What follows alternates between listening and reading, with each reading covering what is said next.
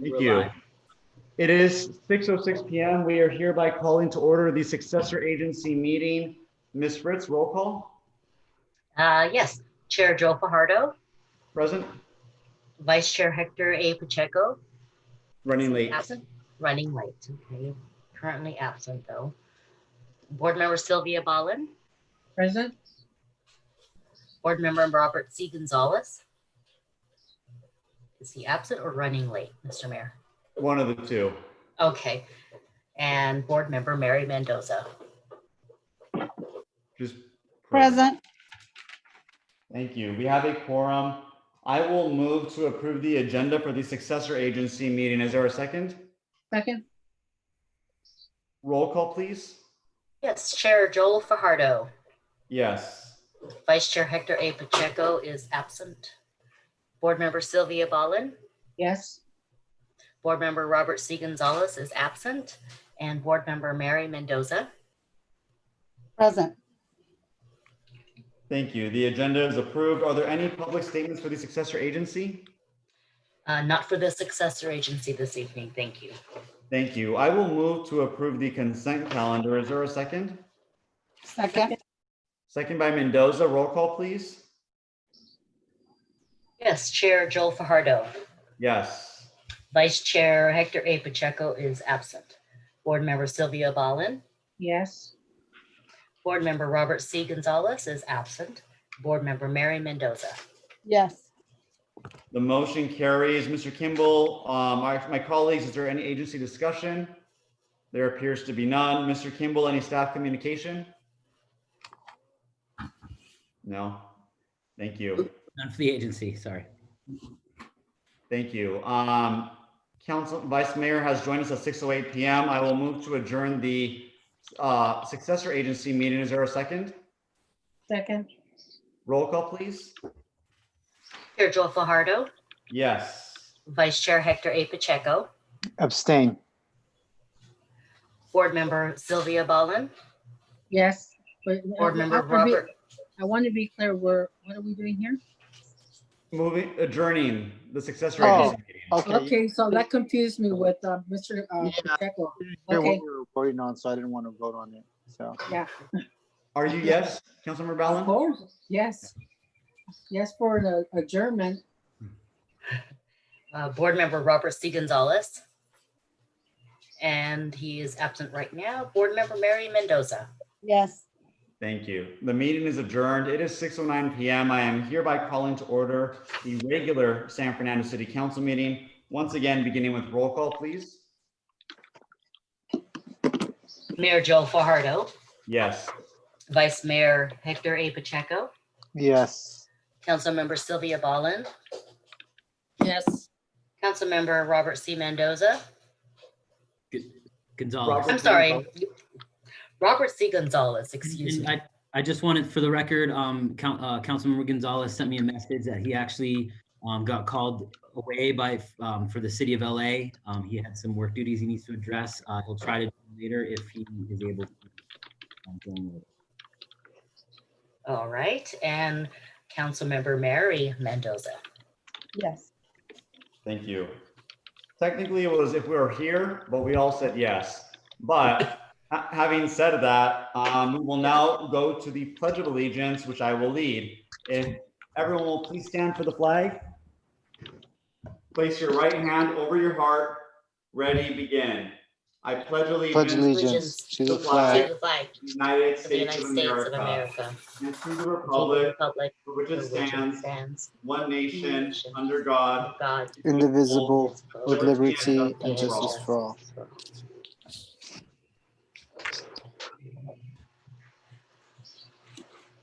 Thank you. And we have an invocation. This is being led by Councilmember Sylvia Ballin.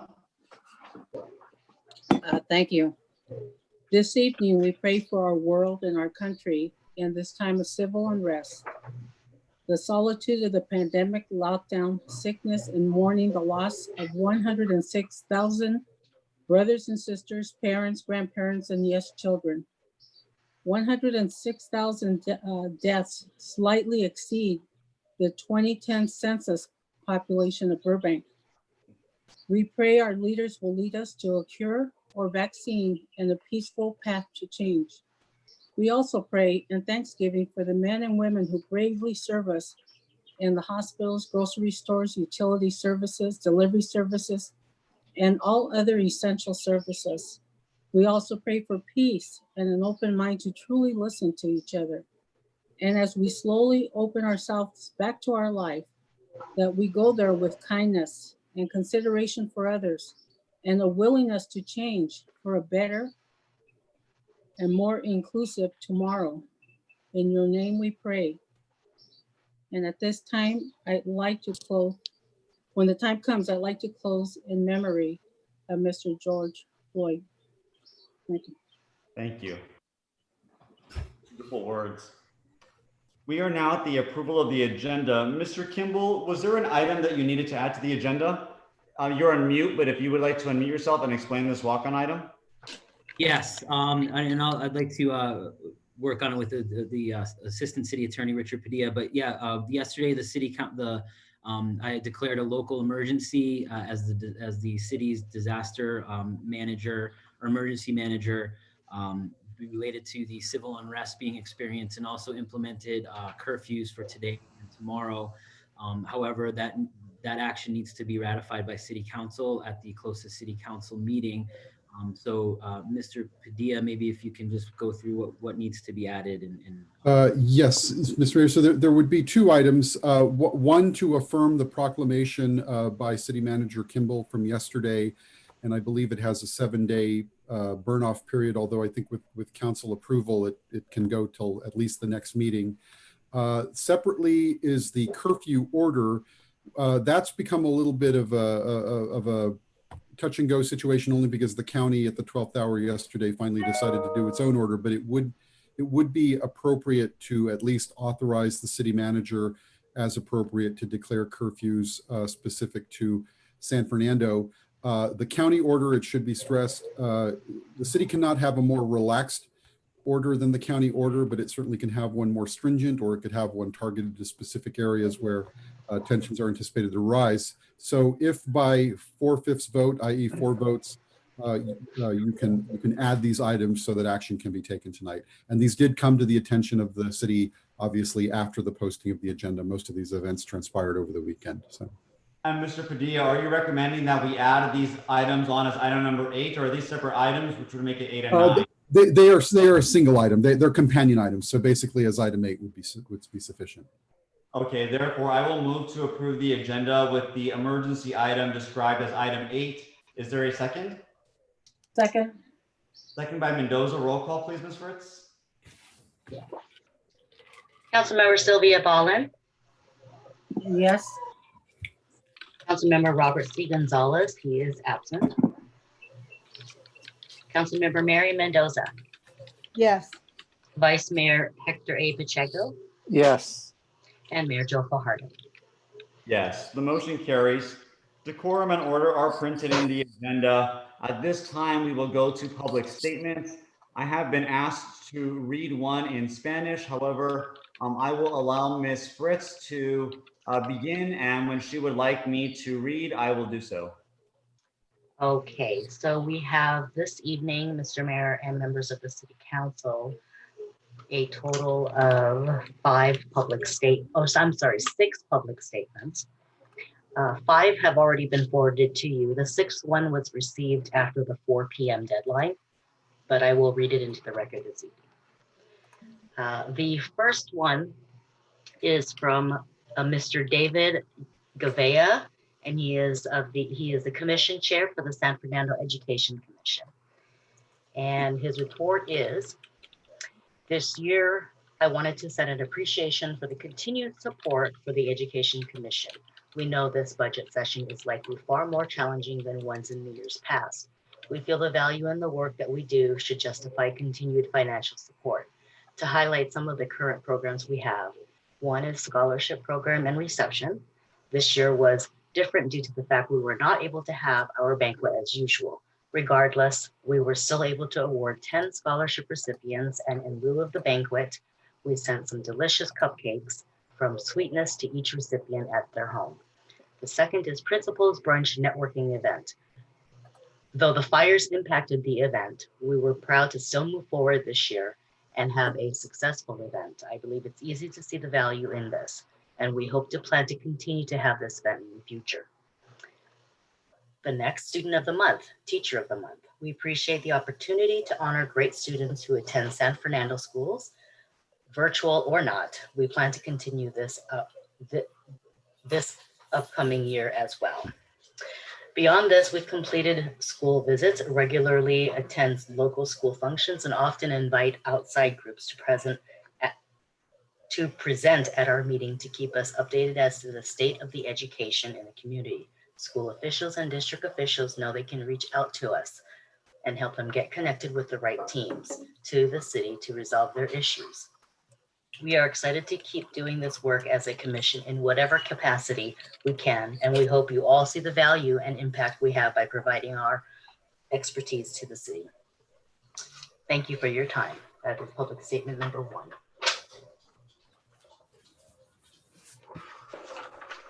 Public statement number 2 is from Christina Bernal, Board Chair of the Mall Association, regarding outdoor dining proposal.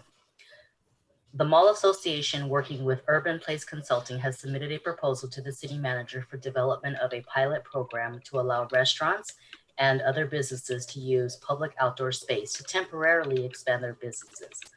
This project will provide much needed support to our local restaurants while allowing the community to feel safe and adhere to social distancing rules.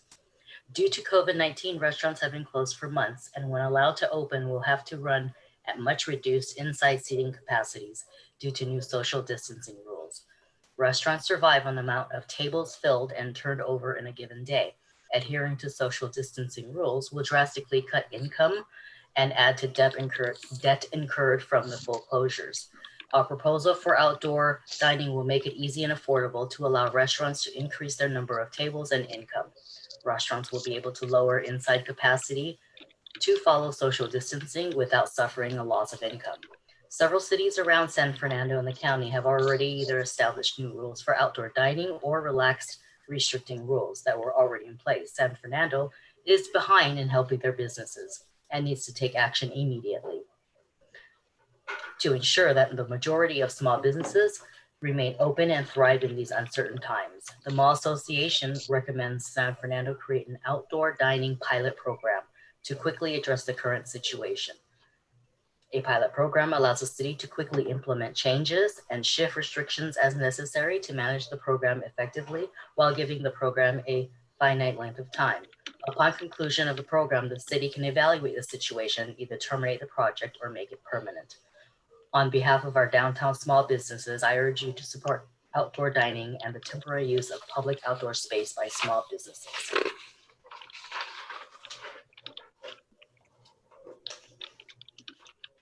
All right. And this is public statement number 3, submitted by Adriana Gomez, San Fernando Mall Association.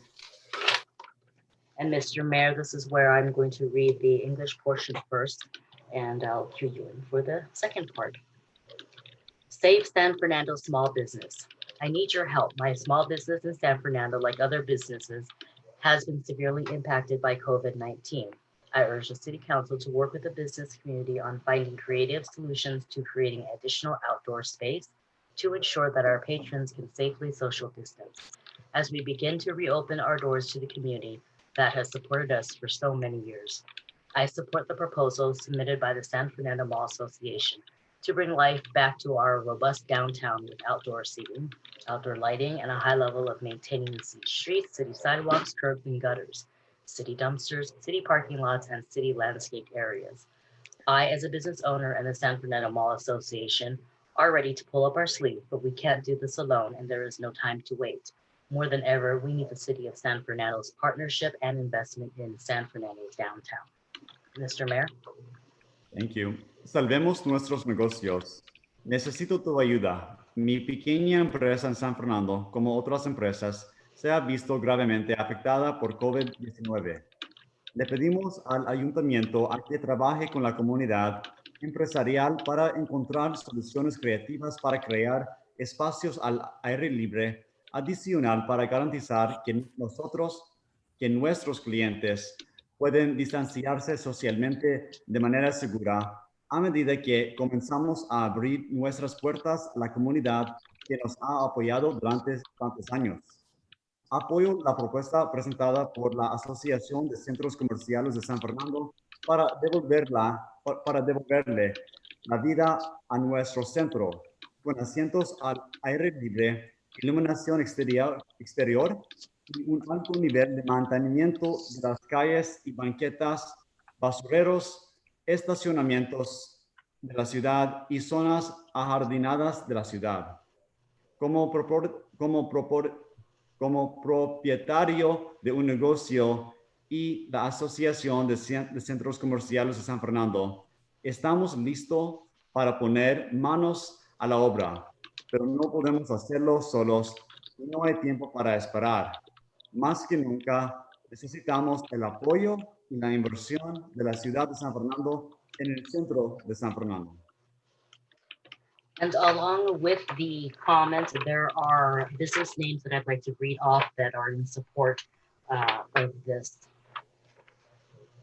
And that would be starting with Lozano Hats, Alicia's Salon, Victoria's Furniture, Super Electronics, Gardenia's Flowers, Princess Bridal, McClay Welding, La Orquídea Flowers Bridal, Mission Photography, Mall Fashion, Tapacio's Elegance, Estradas by B, Romance Bridal, Twins Bridal, White Tie Tuxedo, Bellissima, Jen and Lennon, Alma's Bridal, Buenoso Peruvian, Truman House Tavern, Throwback Junction, Los Tres Hermanos, San Fernando Sun Newspaper, Mob HQ, Askenazi Development, Inc., El Bandolero, My Sweet Day, Taekwondo, Dino's Party Supplies, Metro by T-Mobile, Party Supply, San Fernando Loan and Go, Herreria Diaz, Jim's Western Wear, CrossFit 90, Farmers Insurance, TechWorks, and finally Fiesta Furniture.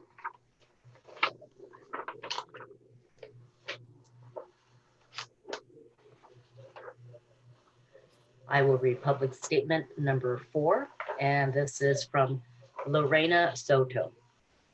Good evening, Mayor and Council members. I am a longtime resident. I have lived here for 20 years and was very disappointed when I received a citation for parking our vehicle on our driveway.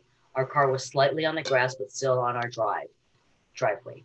Due to the lack of parking that evening before on 5/4/2020, as we all know, our city has a parking issue throughout the city, and even more so due to the pandemic.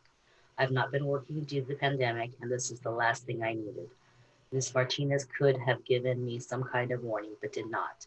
I sent an email to City Manager Nick Kimball, who forwarded the email to Sergeant Chison, who did help reduce the fee, and I was grateful. I was not aware when you send an email to the city manager comes stalking and more like harassment by following my family around.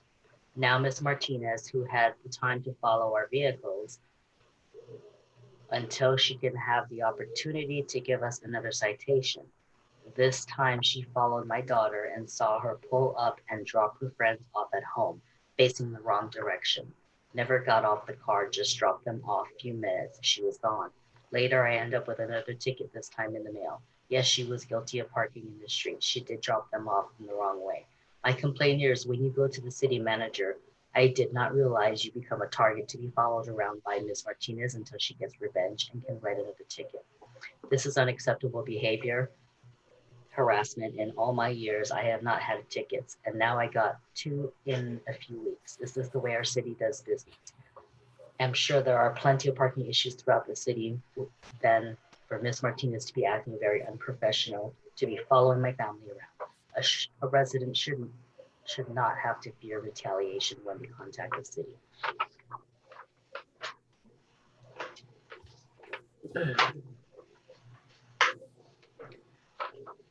Public statement number 5. This is from Crystal Ludena. The mayor's budget of overfunding the police department should be rejected, and instead we should support a redistribution of wealth back into the community to health, education, housing, and art services. We can discuss your take also on the BLM and how to end the systematic oppression against Blacks. And finally, statement number 6. And this is from Mr. Arturo Garcia Mendoza. I hope this message finds you safe and healthy. Since the start of COVID-19 pandemic, Assemblywoman Luz Rivas has been working hard to keep our district updated and informed.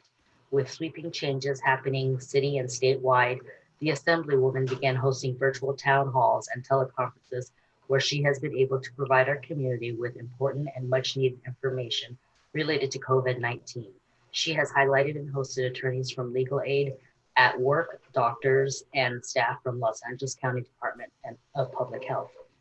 This week, she is partnering up with Insurance Commissioner Ricardo Lara and the California Hispanic Chamber of Commerce to highlight resources from the California Department of Insurance in Spanish this Wednesday, June 3rd at 1 p.m.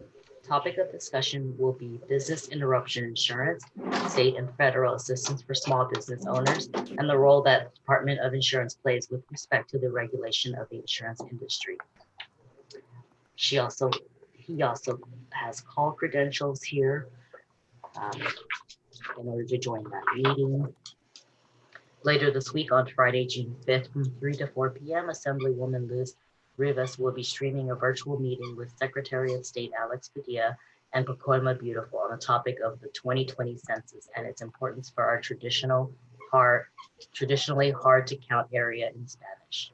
The virtual meeting will be broadcasted on Assemblywoman Luz Rivas's Facebook Live and can also be accessed by calling 669-900-6833 on the day of the event. If you have any questions you would like to be answered during the meeting, kindly send them over Facebook to assemblymember.rivas@assembly.ca.gov or connect with our district office at 818-504-3911.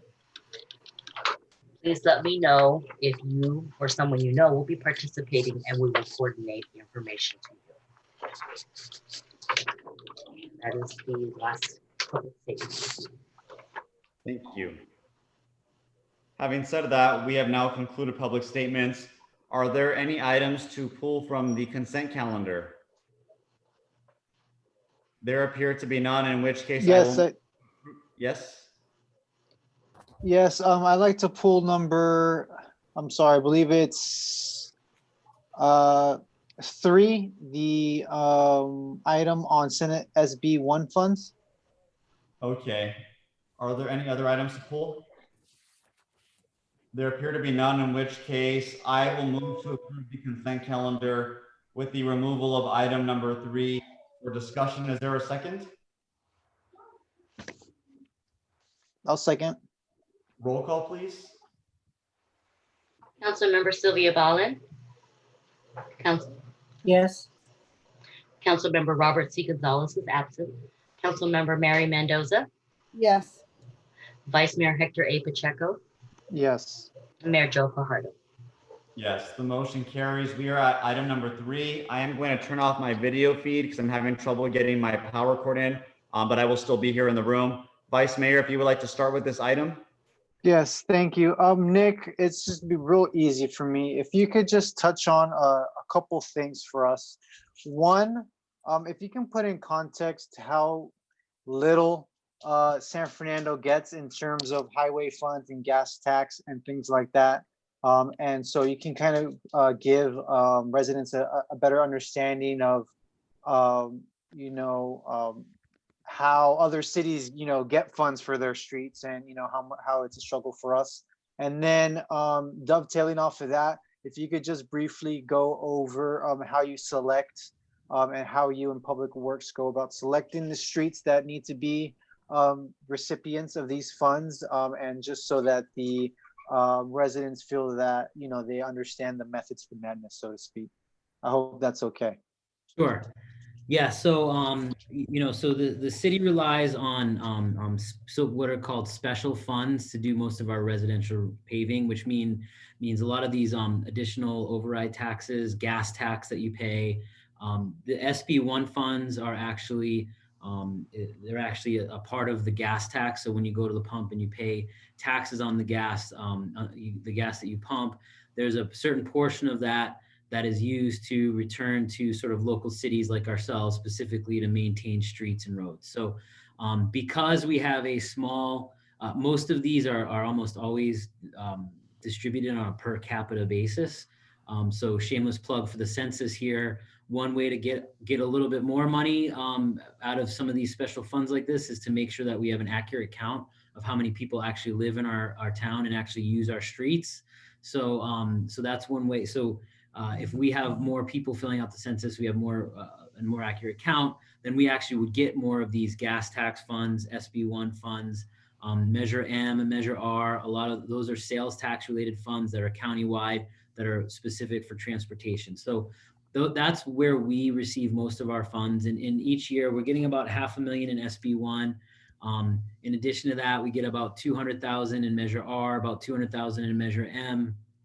And we get a couple hundred, like about 200,000 in gas tax. So we do receive about $1 million, a little over $1 million a year in these special funds to go toward maintaining our streets.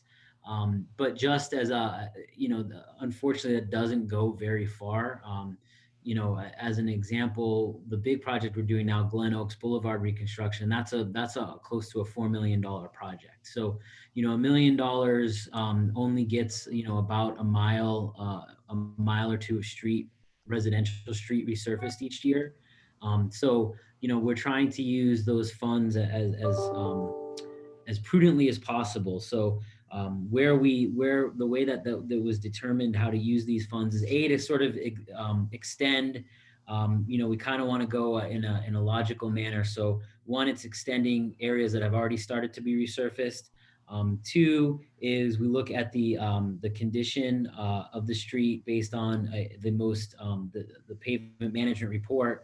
And three, just actually the number of potholes and how often we have to do pothole repairs on a street.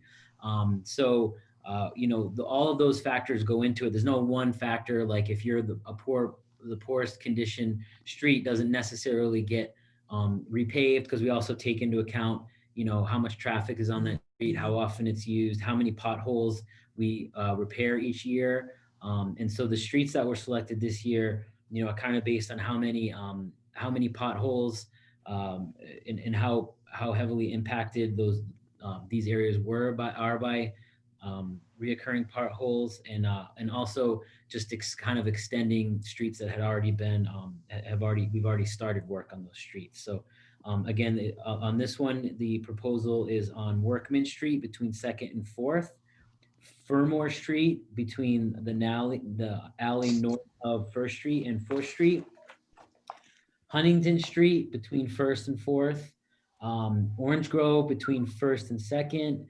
Meyer between 4th and 5th, and McNeil between 4th and Morningside Court. So those are the proposed projects for this residential resurfacing. And you can see it's a number of streets at about 2 or 3 block chunks. Great. Thank you, Nick. And I'll move this item. Thank you. Any questions or comments, Councilmember Ballin? No, I second the item. Second the motion. Rather. Mendoza? Any questions or comments? No, I second the motion. I know, but I still go through and I see if anyone has any questions or comments, but she appears to have none. I have none either, in which case we will go to roll call. Ms. Fritz? Councilmember Sylvia Ballin. Yes. Councilmember Robert C. Gonzalez is absent. Councilmember Mary Mendoza. Yes. Vice Chair Hector A. Pacheco. Yes. And Mayor Joel Fajardo. Yes, the motion carries.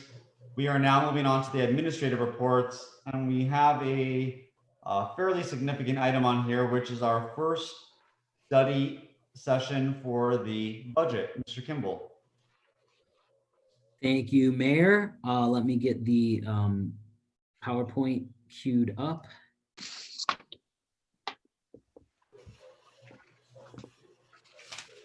Bear with me here for a second. Okay, can everyone see that PowerPoint?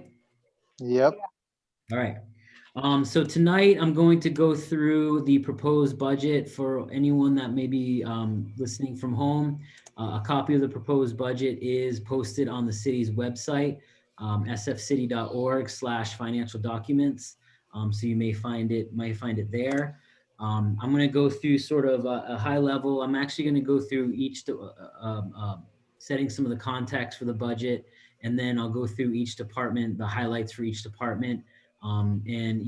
Council, if you can either, we can stop me and we can have some discussion, or you can wait to the end and we can, I can go over all questions at that point. So this is a very high level organizational structure for the city. Obviously you have the residents, the city council, the city treasurer is elected up through November.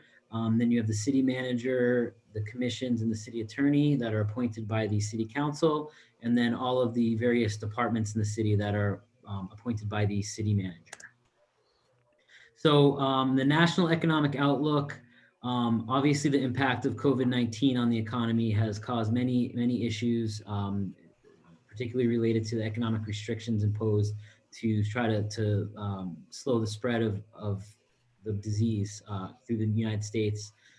Congress passed the Coronavirus Aid, Relief, and Economic Security, also known as the CARES Act, to assist, is a stimulus package to assist the response to the COVID epidemic. Obviously, the pandemic has caused very high unemployment. I believe the last I had heard, we were well over 40 million applied for unemployment since the beginning of the pandemic. Many small businesses have been forced to close.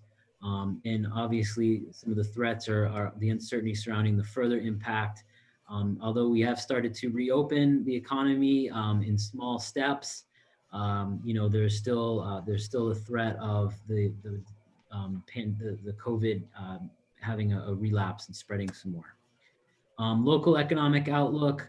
Obviously during March of this year, we declared a local emergency. Prior to that time, we were experiencing growth in various industries, restaurants, retail, and manufacturing. And we were on pace to have actually a pretty good year, but the pandemic hit all of those industries, especially retail and restaurants, very hard. And even manufacturing, although some of them were able to stay open as essential businesses, there was a big decline in customers because of all the economic restrictions. And as local businesses do begin to open, the city will work to support and promote their businesses under the new safety protocols. For the 2021, the budget objectives, really the emphasis is just focused on providing core services while providing useful in public education, enforce health orders, maintain public safety, and support residents and businesses hardest hit by COVID-19. This proposed budget does not include any enhancements as proposed, and it actually includes a reduction of about 200,000 in general fund operating costs, as well as approximately 750,000 in deferring various internal loan repayments and drawing down on some reserves in our self-insurance fund. As you can see, this is just a high level. As proposed, you have the 2019-20 adopted budget compared to the 2020-21 proposed budget. You can see the general fund is just a slight increase. That is due primarily to MOU, to negotiated increases with our various bargaining units. All of our bargaining units had multi-year agreements. Our internal service funds, again, this shows some how the city is really working to limit the increase in expenditure. So internal service funds, which include our self-insurance fund, our facilities maintenance fund, and our equipment replacement fund, those are for all intents and purposes flat from last year. Enterprise funds, there is a reduction. That really reflects just a reduction in new capital projects that are included in the proposed budget. What I do want to kind of note with related to capital projects, and this is applicable to both enterprise funds and the special revenue funds. both of those are where we budget our capital projects. And we have hired a director of public works who's going through the onboarding process now. And I do want to give that person the opportunity to go through and help develop a robust capital improvement plan.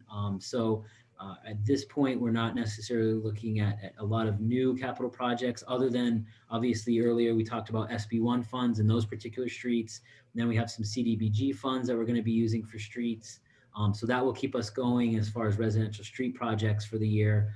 And then we will be reviewing other large capital projects with the new public works director.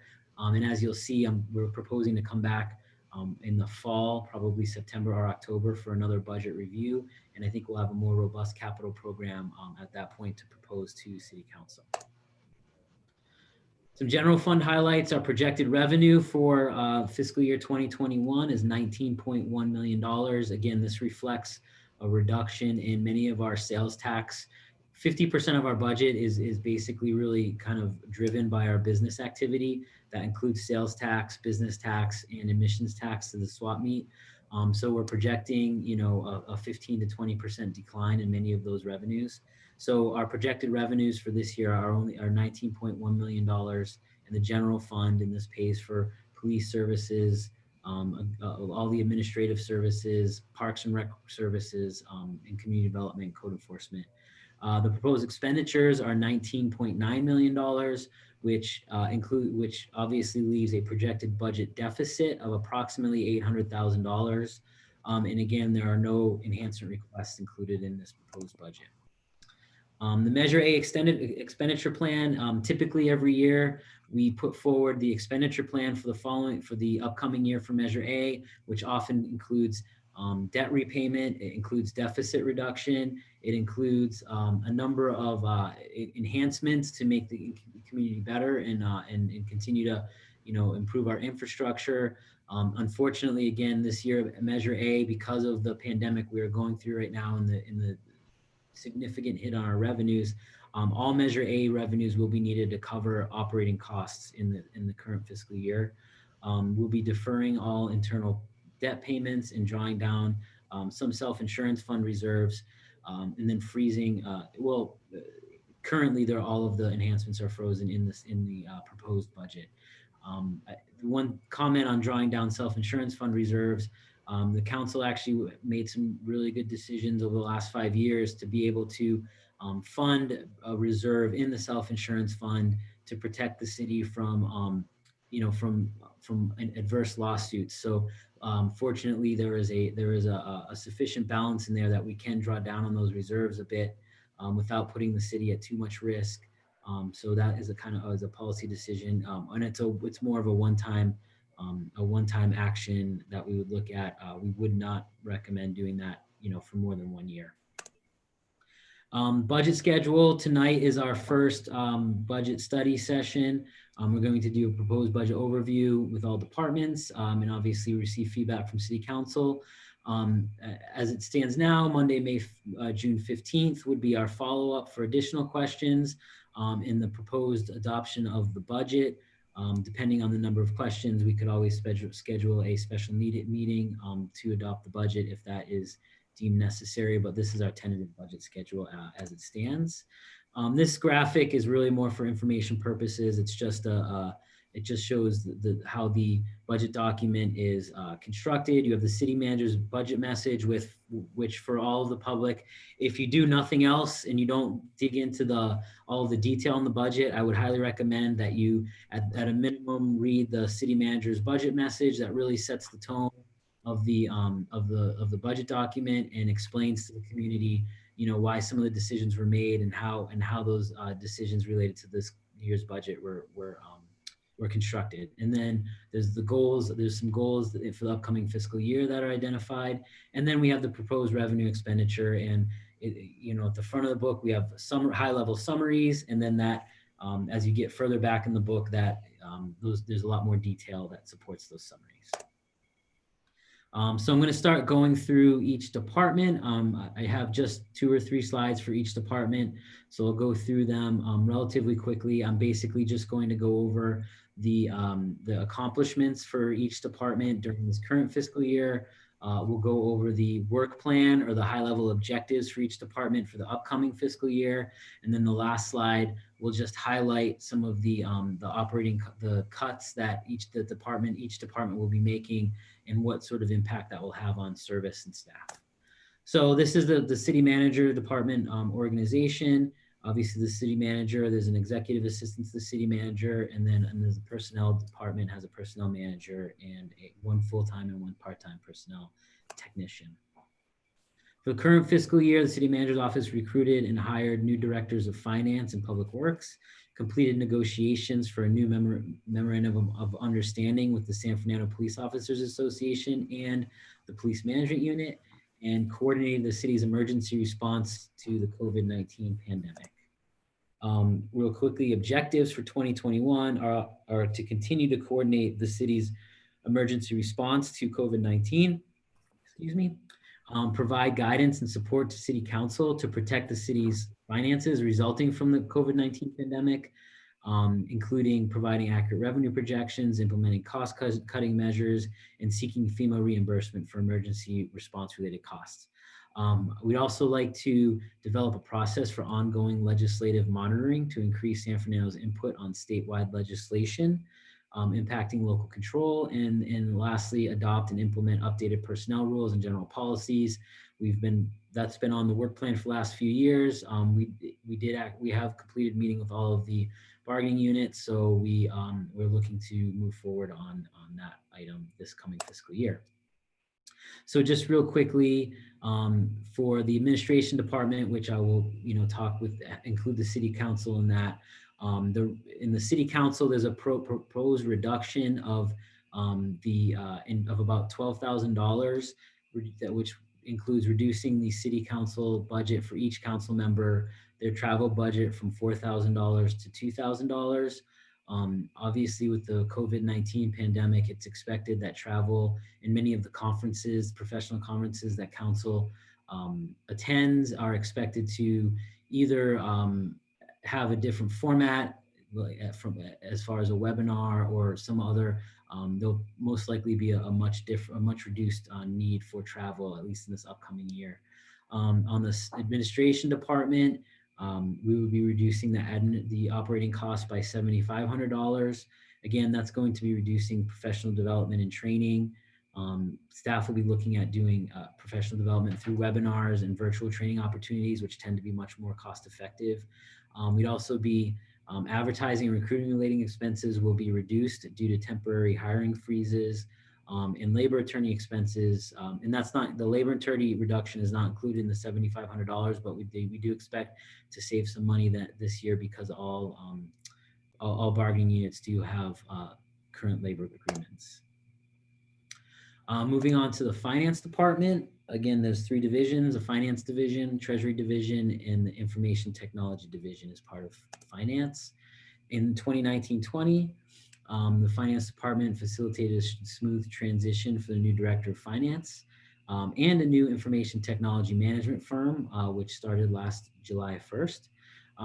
The finance department worked with the pension and OPEB fiscal advisor and the pension ad hoc, city council ad hoc, to implement recommended strategies. They supported labor negotiations through costing, and the finance department received the GFOA Distinguished Budget Award presentation for fiscal year 19-20, and also excellence in financial reporting for the audited financial statements for fiscal year 18-19. For 2021, the finance department will continue to monitor expenses related to COVID-19, and they are taking the point in submitting reimbursement to FEMA and tracking all of the various FEMA forms. Continue to work with the IT consultant to provide a strong, secure network and seek ways residents can use website for payment and other city information. So we're looking to try to expand some of those online services, and also keep residents aware of financial assistance program for city services. Their finance department will be reducing operating expenditures by approximately $80,000 this year. A lot of this there is some reduced professional development and training. Again, webinars and virtual training opportunities will be looked at. Some of it is actually due to reduced IT costs. We audited some of the maintenance contracts, and we were able to eliminate a few maintenance contracts through our third-party IT contractors that are no longer needed. So there's some cost savings there. And we also decreased the city manager's appropriated reserve amount that had in the past been used to fund items that came up during the fiscal year, but didn't have a specific appropriation. We thought that wasn't appropriate for this year since we're all going to be cutting back, so that amount was reduced. Police department, you have the chief of police, and then you have two different divisions: the operations division, which is obviously the dispatcher, jailers, and then the patrol, all the patrol units, and then the detectives and support staff, which are our records staff, as well as the detective bureau. In 1920, some of the accomplishments include we purchased and replaced one detective vehicle. We also purchased and replaced a parking enforcement vehicle. The department received the Office of Traffic Safety's grant funding for, I believe those are for DUI checkpoints. We also received an allocation a state allocation to fund a school resource officer, and we purchased a new citywide radio system, which is greatly needed, especially in times like these. When coordination with the fire department is in local agencies is of paramount importance for things like civil unrest. So that has not been implemented yet, but we have purchased the system, and the department is working through getting all of the equipment up and running and installed. For 2021, the objectives are to fill some critical positions. We do have a few police officer, a few positions that are open, although we've made some great strides in filling some vacancies over the last few years.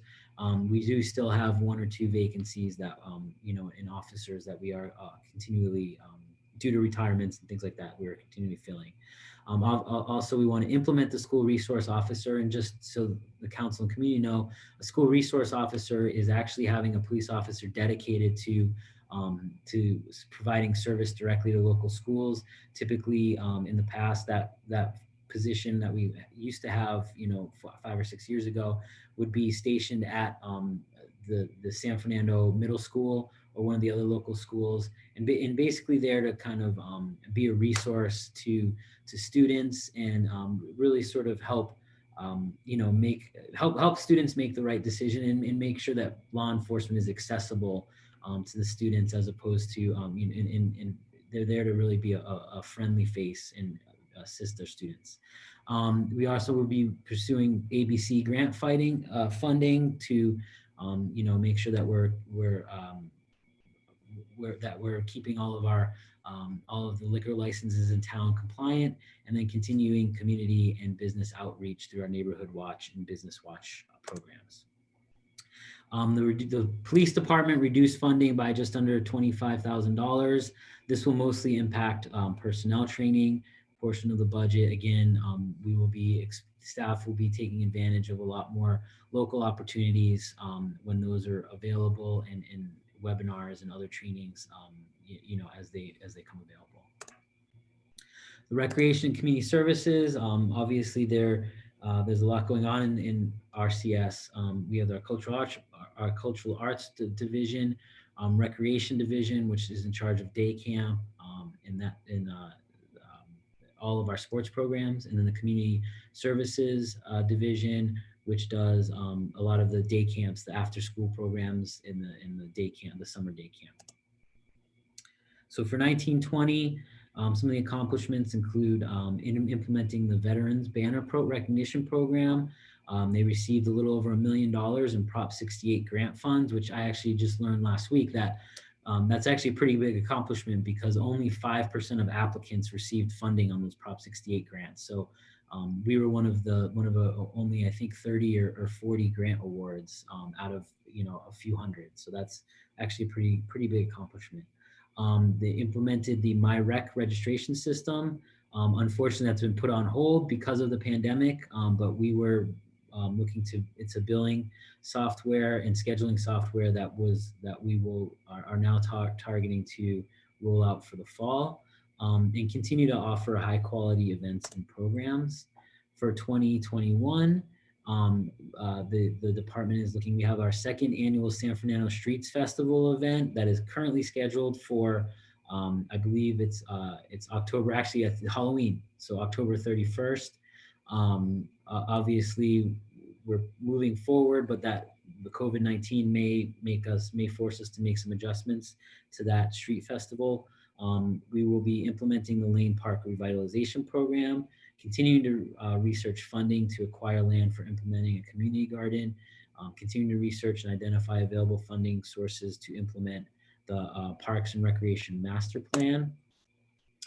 And then for 2021, the overall budget reduction was about $18,200 in the for the recreation department.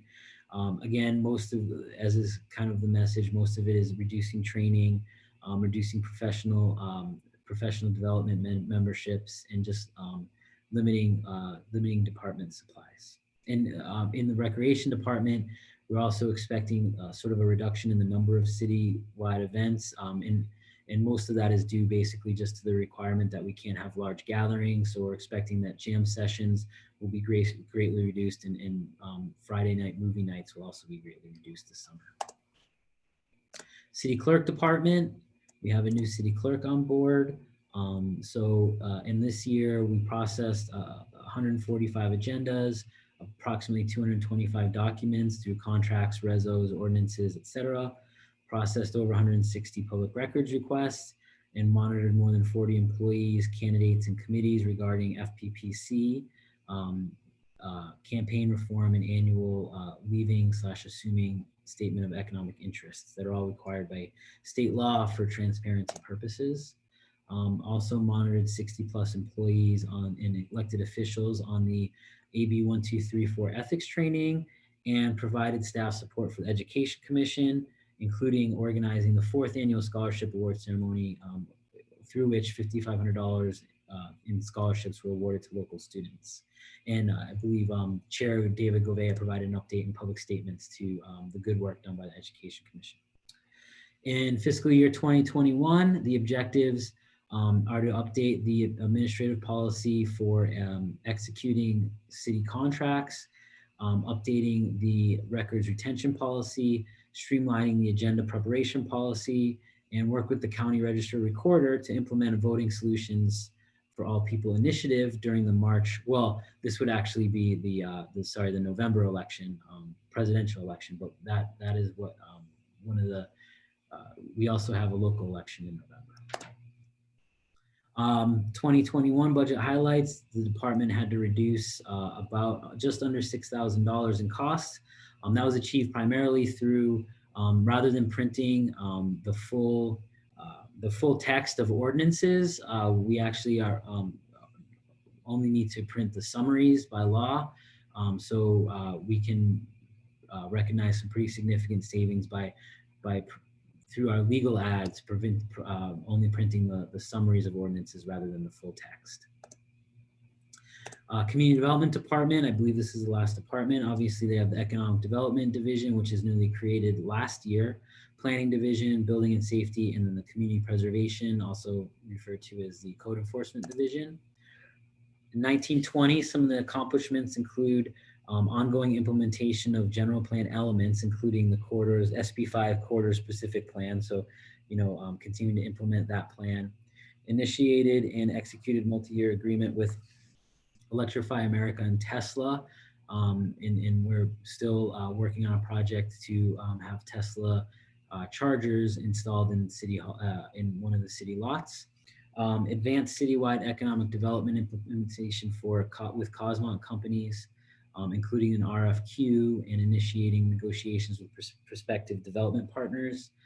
establish code enforcement administrative support services for greater citation enforcement, including a pretty significant increase in citations collected and improved compliance.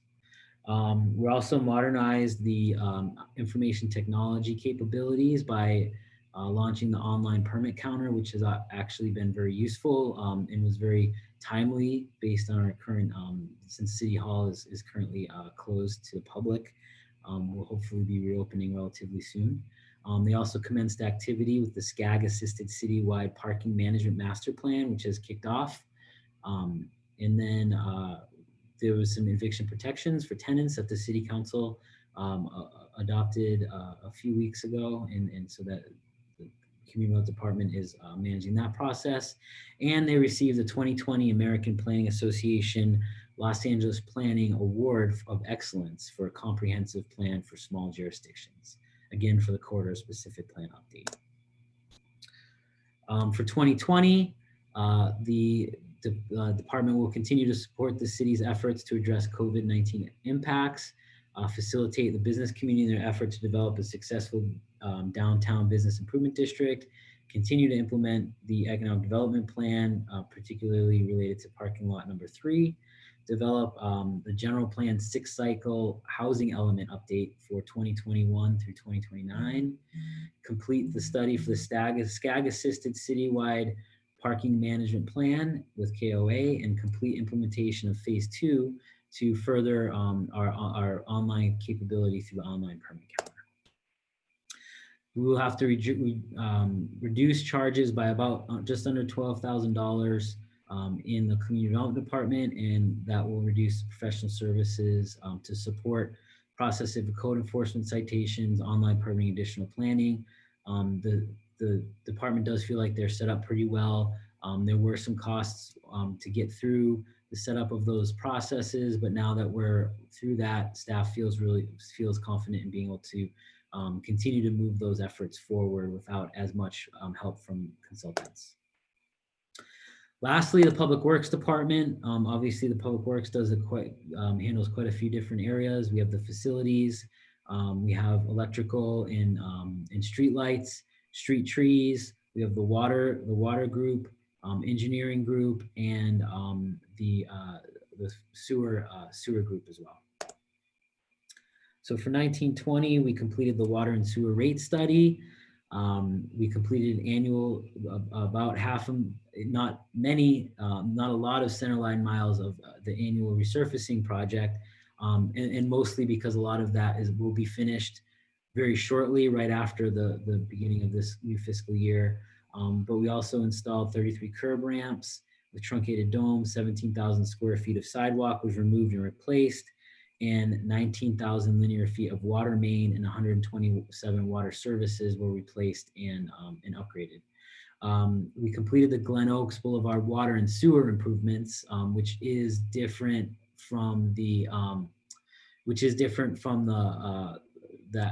resurfacing and the medians that are going on right now. This was just the water and sewer main replacement, which is increasing the size of the sewer mains and replacing water services. This is just over 900 linear feet, along with 56 sewer laterals. So there's quite a bit of work that happened there. And we just began design for the upper reservoir replacement project, which will ultimately enhance the city's water storage capacity in the future. The objectives for next fiscal year are really to focus on completing projects that are already in progress, and temporarily hold off on new projects until, as I mentioned earlier, the Director of Public Works starts, which is impending within the next few weeks. And then he'll work with staff and myself to develop a capital improvement plan, which we would bring back to the City Council in September or early fall. We will continue the water and sewer main line replacements that were identified in the water and sewer rate study. As we mentioned earlier, the CDBG project, which will complete the resurfacing of San Fernando Road and various public right-of-way improvements, and then install traffic and safety and pedestrian safety improvements adjacent to local schools and residential neighborhoods, as we did receive approval to move forward with our Safe Routes to School Cycle 1 grant, which was on hold for a bit through the state. We also will continue citywide street restriping and marking, complete the energy efficiency assessment through NG. We've actually already applied for a few grants with them to try to get funding for some of these efficiency assessment improvements, and then also apply for grant funding to help leverage local funds. We're going to be doing that, we'll get back into applying for grants now that we have, we're finishing up some of our other capital improvements and we can start moving forward on new capital projects. Approx just under about $48,000, $49,000 was reduced from the department. Most of that was through engineering services. We were able to reduce some of the cost for contract engineering services, as well as reduce some repair and supply budgets in some of the various divisions. Second to last slide here, as I've kind of mentioned a few times throughout the presentation, it is recommended that the City Council review the the fiscal year 2020-21 adopted budget. So whatever budget we end up adopting in the in the next month, staff recommends that we have another review of that in September or October, and that we consider additional adjustments at that time. By doing that, that will allow the city to meet our legal obligation for adopting a budget prior to July 20th. And then also continue to operate until there is more certainty related to the impact of the current restrictions on the city's revenue. So with that, I will end the presentation and open it up for questions. Thank you, Councilmember Mendoza. Yeah, thank you, Nick. That's thank you. That was very informative. And I do have some questions. Prior to being on the council, one of the things I would always hear residents say is, why is the police department taking up so much of the city budget? And it's right here in the pie, right? It's like 43%. Can you explain why, in comparison to other departments, why there is such a big difference? Sure. There are a few different reasons. The biggest reason, quite frankly, is just a proportion, just a straight percentage based.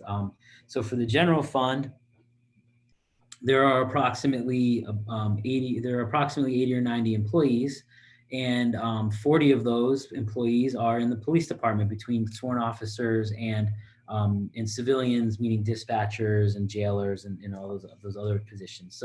So just from a number of personnel that are funded out of the general fund, they make up 40% of, out of the close to 100 employees, 40 of them are police are in the police department. Hence 40% of the budget goes toward the police services. Also other areas like public works, they actually overall public works probably has a larger budget. They have multiple funding sources though. So when you're looking at 40%, you're looking at just the general fund funded activities. The police department is almost 100% funded through general taxes, whereas the public works department, things like streets, tree maintenance, engineering, those are all funded through the general fund. But then the special services like water, all of our water operations and all of our sewer operations, those are all funded through our water and sewer enterprise fund. So those positions and those activities aren't reflected in that pie chart because that's only general fund. So as a as a whole, the public works probably has a little bit more funding.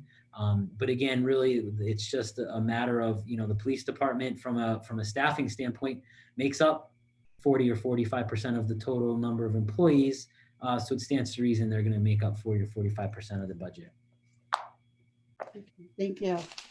Let me see. Also, I noticed here there isn't any line item for a theater group, because I know under the Parks and Recreation Commission, they were looking into possibly having a theater group. And I'd like to see if it's possible that it'd be something that we can look at. It was something that they had a lot of volunteers. So I don't know if it would even cost a lot of money in terms of staff, because they have people who are very interested. They had at least 3 persons willing to assist with that. They had already, my understanding, they got Morningside Elementary School had agreed to, had given the permission to use their theater there. So I was wondering if it was just something that could be considered, or how would we go about that? They haven't met, so it never came to council for us to consider it. But I know they were very much interested in that program. Sure. So, so actually, the work program for the Recreation Community Services includes exploring how to implement the Parks and Recreation Master Plan, and I do believe a community theater was part of that. Was one of the recommendations in that Park Master Plan, and I do know that they had been talking, with the commission on how we might be able to establish a community theater. So that can definitely be built into the work program for staff for the year as part of their support of the Recreation and Wellness Commission. And what we could always do is come back. I do know that there were a number of proposals that would make it a very cost-effective program, potentially, even a no-cost program if we can find the right community partners and nonprofit partners. I mean, obviously, right now we can't really have any sort of theaters or large gatherings or any rec programs, but it is something if council wants. I think regardless, staff would be bringing back once we resume being able to have larger gatherings, and once we start having the Recreation and Wellness Commission meet more regularly again, we can work through developing a potential program to come to City Council, obviously with the caveat that we'd like to try to get it to be as cost neutral as possible. That's all I have for now. Thank you. Councilmember Ballin. I see one more cut, Nick, and that is, I think the travel for city council should go from 2,000 to 1,000 for the next fiscal year.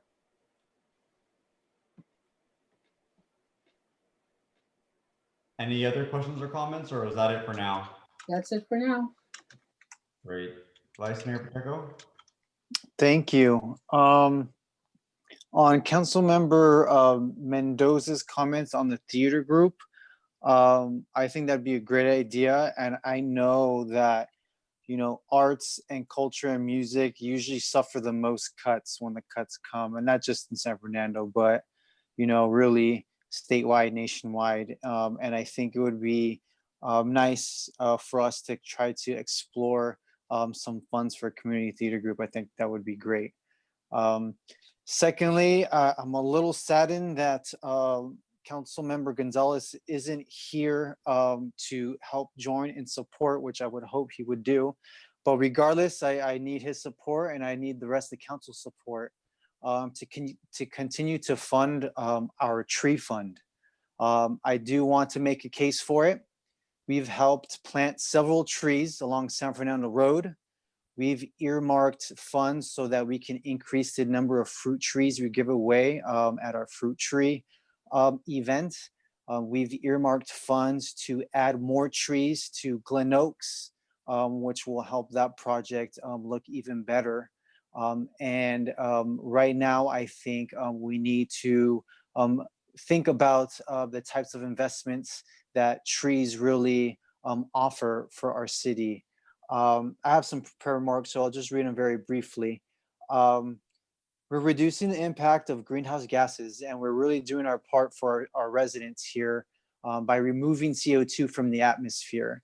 And during the summer, as we're all about to experience, the reflections from asphalt and concrete make San Fernando especially even hotter than it has to be. On hot days, our city scorches people because of our needs for more tree canopy.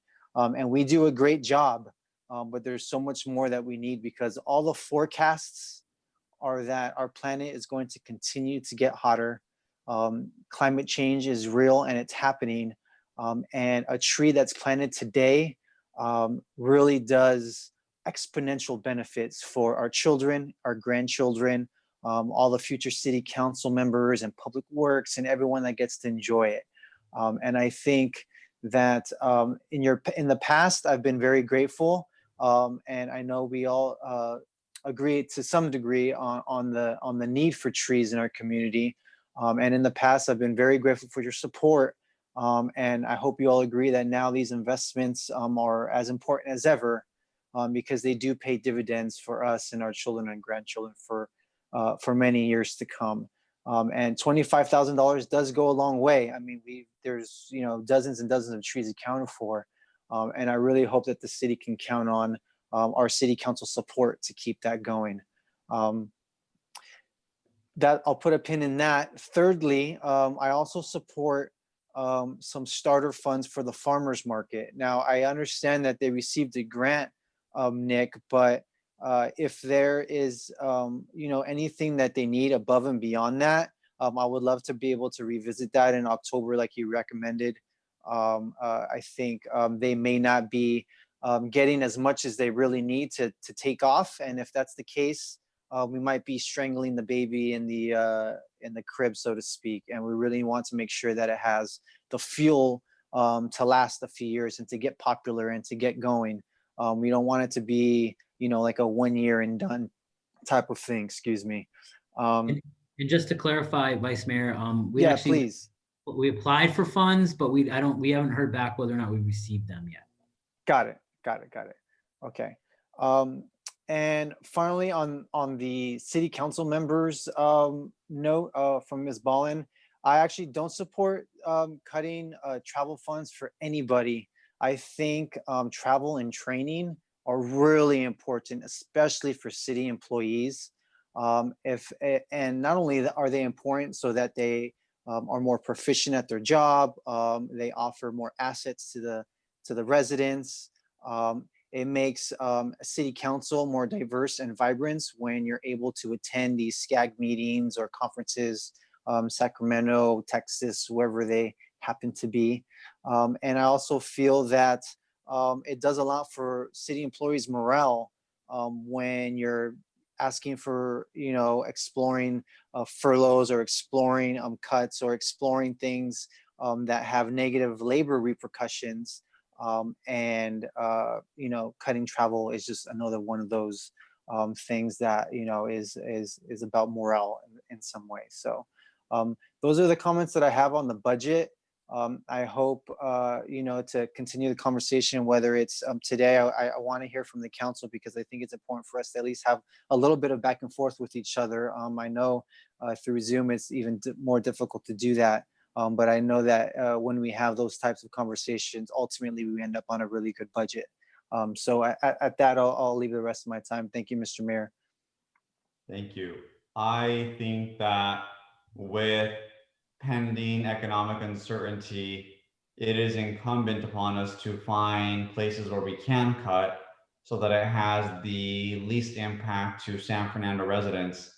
I agree that travel funds do help promote educational opportunities, but I suspect that a number of these conferences will at least have virtual options where we can continue to learn, where we can continue to engage, and perhaps not at the same level or the same manner as before, but in a way that is constructive for our professional development as elected officials, for bringing new ideas to the city. So I do support the cut to the travel, and perhaps we should also consider the number of buses that we allocate. I know it's done based on a dollar amount, but I think that with there being fewer events, perhaps this next fiscal year, that we can allocate some of that money towards other improvements that we need in the city. With regards to the tree fund, I think that this is of eminent importance. And while I do not support eliminating it altogether, I think that, like many other things in the budget, it probably will necessitate to a degree some type of reevaluation as to how much we can give to this fund, given all of the other priorities that we still need to pass in our budget. I'd also like to remind everyone on the council that for items that they feel are of special importance or relevance to them, come July 1st, our community investment funds are replenished from our public services. So a council member could spend up to $2,000 of that funds on trees or on other items that he or she believed were necessary in the city. With all that said, I know that this is the beginning of what will perhaps be the most difficult budget that we have had to confront as a city council since I have been on it. But I look forward to Mr. Kimball providing accurate and thorough information and giving us all of the details we need to make decisions that are important to the community.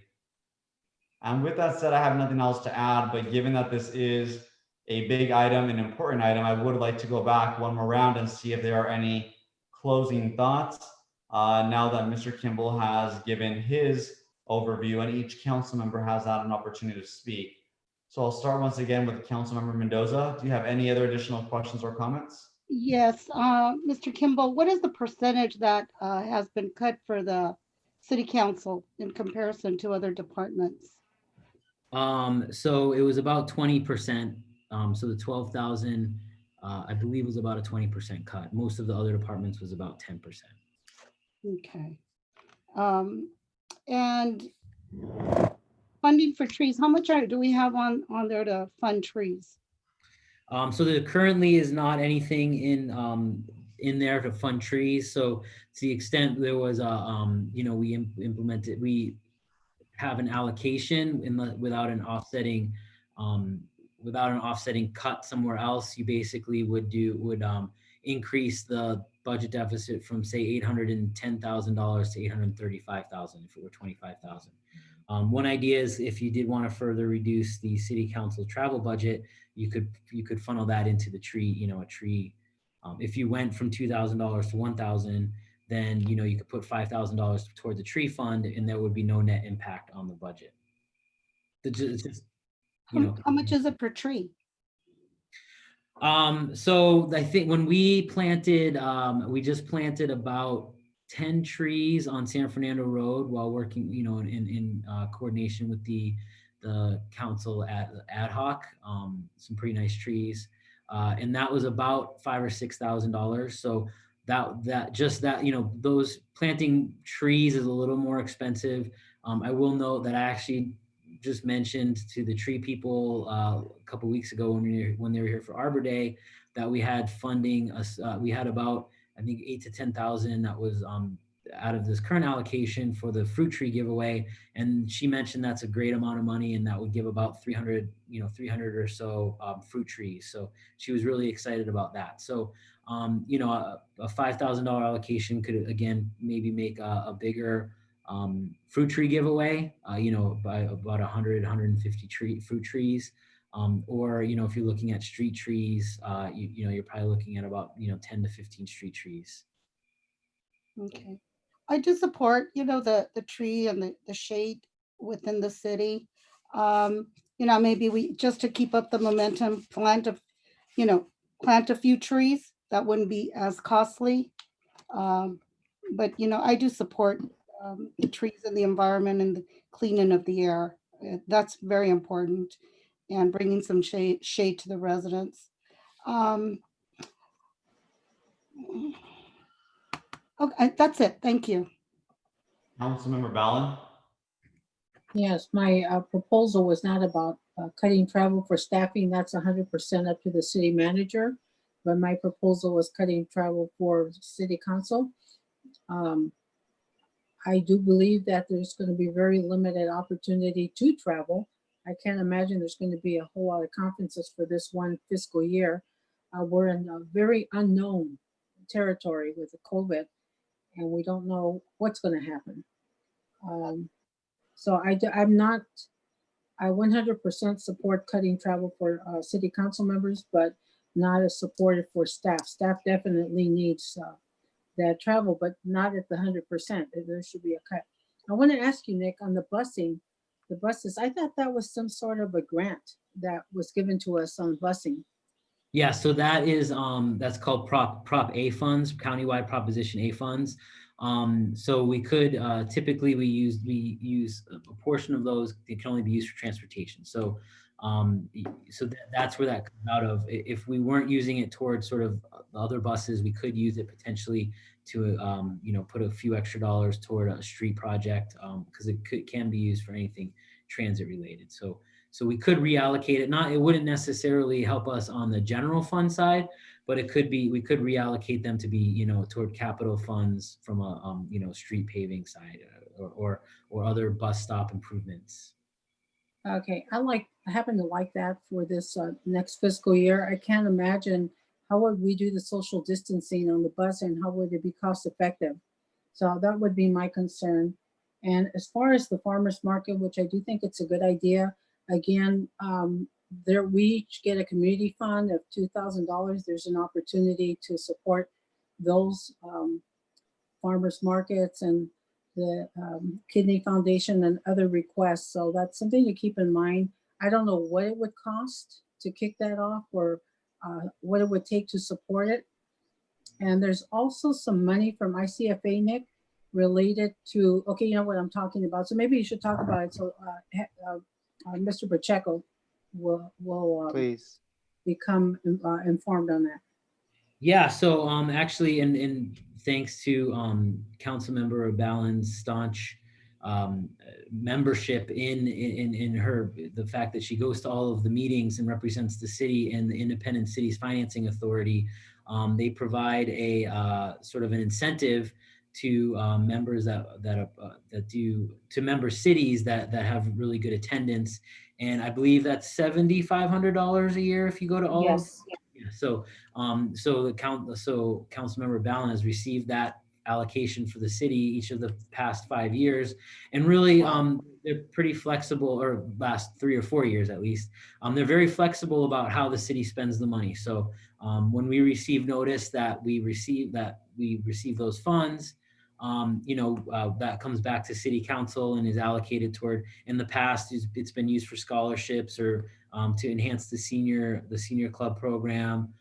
We've also used it toward the veteran program, the veteran banner program. So it can really be allocated toward any, community, it could be used for trees or for farmers market or any community related event or program. Thank you. Councilmember Ballin, did you have any other questions or comments? That's it for now. Thank you, Vice Mayor. Well, first of all, Ms. Bellin, that's pretty impressive. Way to go. I didn't know that kind of attendance was so well rewarded. Thank you for that, for doing that on behalf of the city. I think, everyone had some really good ideas. I do look forward to when this comes up again. Mr. Padilla, or maybe even Mr. Mayor, if I need to make a motion for a one-time enhancement for the tree fund, is this a proper time to do it? Should I wait till the June 15th? Do we want to discuss it more? Right Because now, I believe Ms. Mendoza might second me. Action item on the agenda from what I see. It says, Okay. that the city council review and discuss the fiscal year 2020-2021 proposed budget, although whether or not there are votes to increase it by X amount of dollars, I think that Okay. we'll have taken notes of the desire and the intent, and that cost projection would at least be brought forward as a discussion point at the very least. Okay, cool. No, that sounds good. And I think it's very fair, if everything's, 15% across the board, a 20% decrease would be $20,000. And I had no idea that we really could use these community investment funds so fungibly, I guess. So I will definitely throw in 1,000 of mine to try to make up some of that reduction. But I just want to put that out there for everybody's food for thought. And beyond that, I think, like I said, I think we're all going to come up with a really good budget that we can, be proud of, and hopefully we can rejigger in a positive way in October, November. Hopefully the numbers are better than we're expecting. So I'll just leave it at that. Thank you, Mr. Mayor. Thank you. I have nothing else to add at this point, but thank my colleagues for the thoughtful engagement, and we will continue to study this item. I believe a number more times before we vote on it. And yes. Oh, sorry, Mr. Mayor, if I may, real quick. So as the schedule currently, we have one more budget study session on June 15th. What I will do is list out a number of these items, including including an item to support, community theater, and an item to reduce city council funds from 2,000 to 1,000, an item for the tree fund. So we'll detail out a few of those items so that in the next council, you can discuss those items in more detail.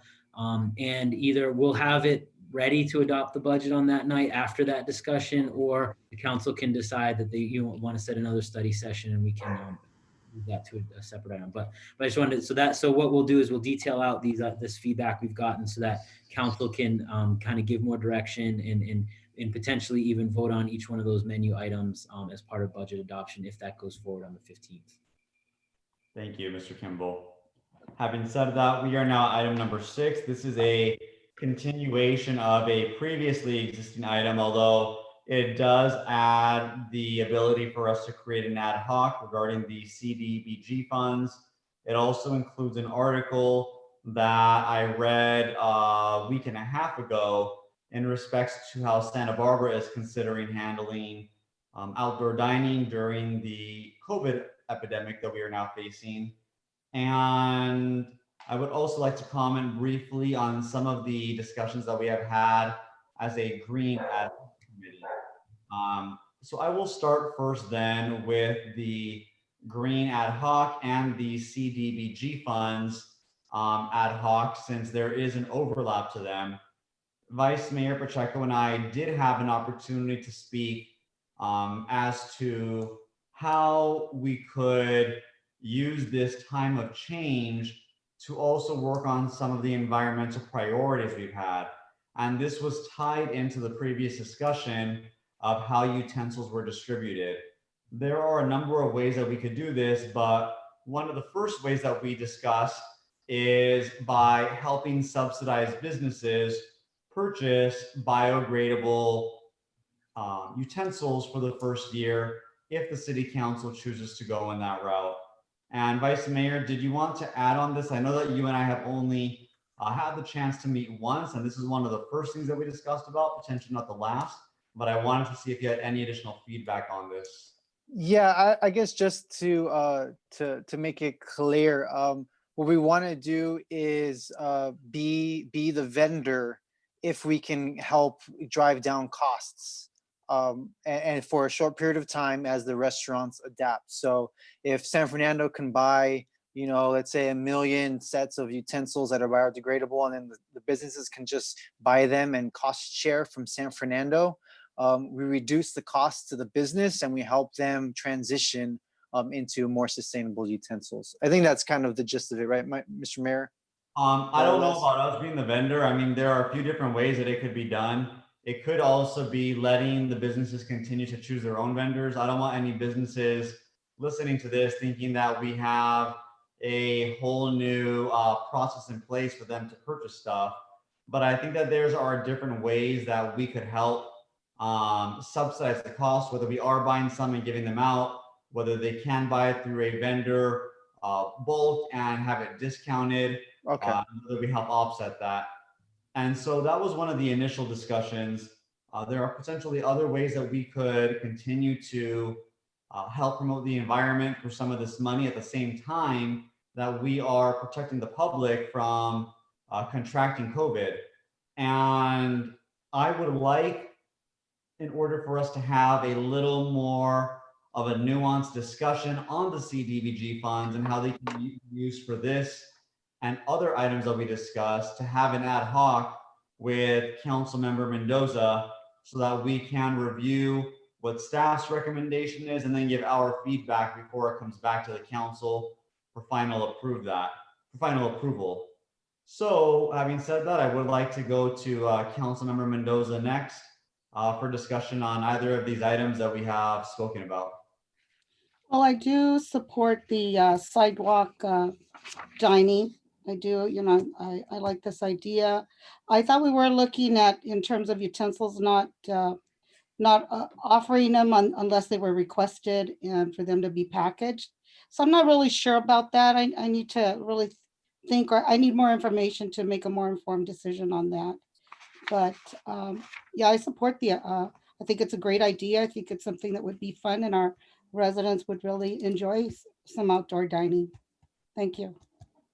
Councilmember Ballin? Well, I certainly support the outdoor dining. I think I saw Teresa Hermanos had some seating outside already. Uh, And I just want to know what we can make available to all the businesses in San Fernando, if it will help them improve business, those on McClay, those throughout the city. I don't know what we can do, but I don't want us to just zero in on the mall. The mall is very important, but there are other businesses that maybe there's some way we can make an accommodation for them at a great cost to us. So I want you to think about that, Nick and Tim. And that's pretty much it. Thank you. And so in reviewing this agenda item, I did not notice this, but Mr. Kimball, I don't think that it has the action item for us to vote on the ad hoc. Is that correct?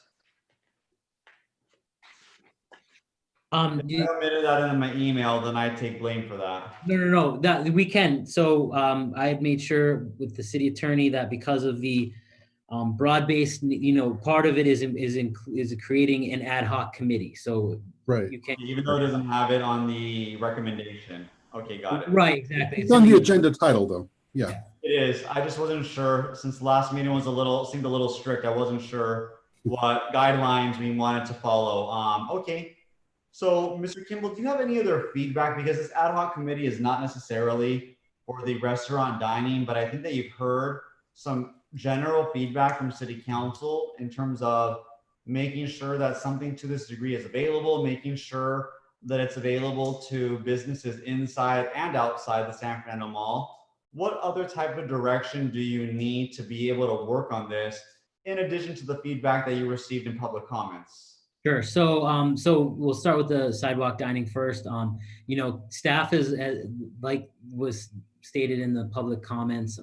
We did receive a proposal, I believe it was last week, from the Mall Association on a proposed outdoor dining. So, I just want to be clear that it's not staff's intent to bring forward something that is just applicable to the pedestrian mall. I mean, it would be something that's applicable to any commercial quarter in the city. But so we already have a internal review committee set up this Wednesday, and actually the intent is to try to bring back a pilot program on June 15th.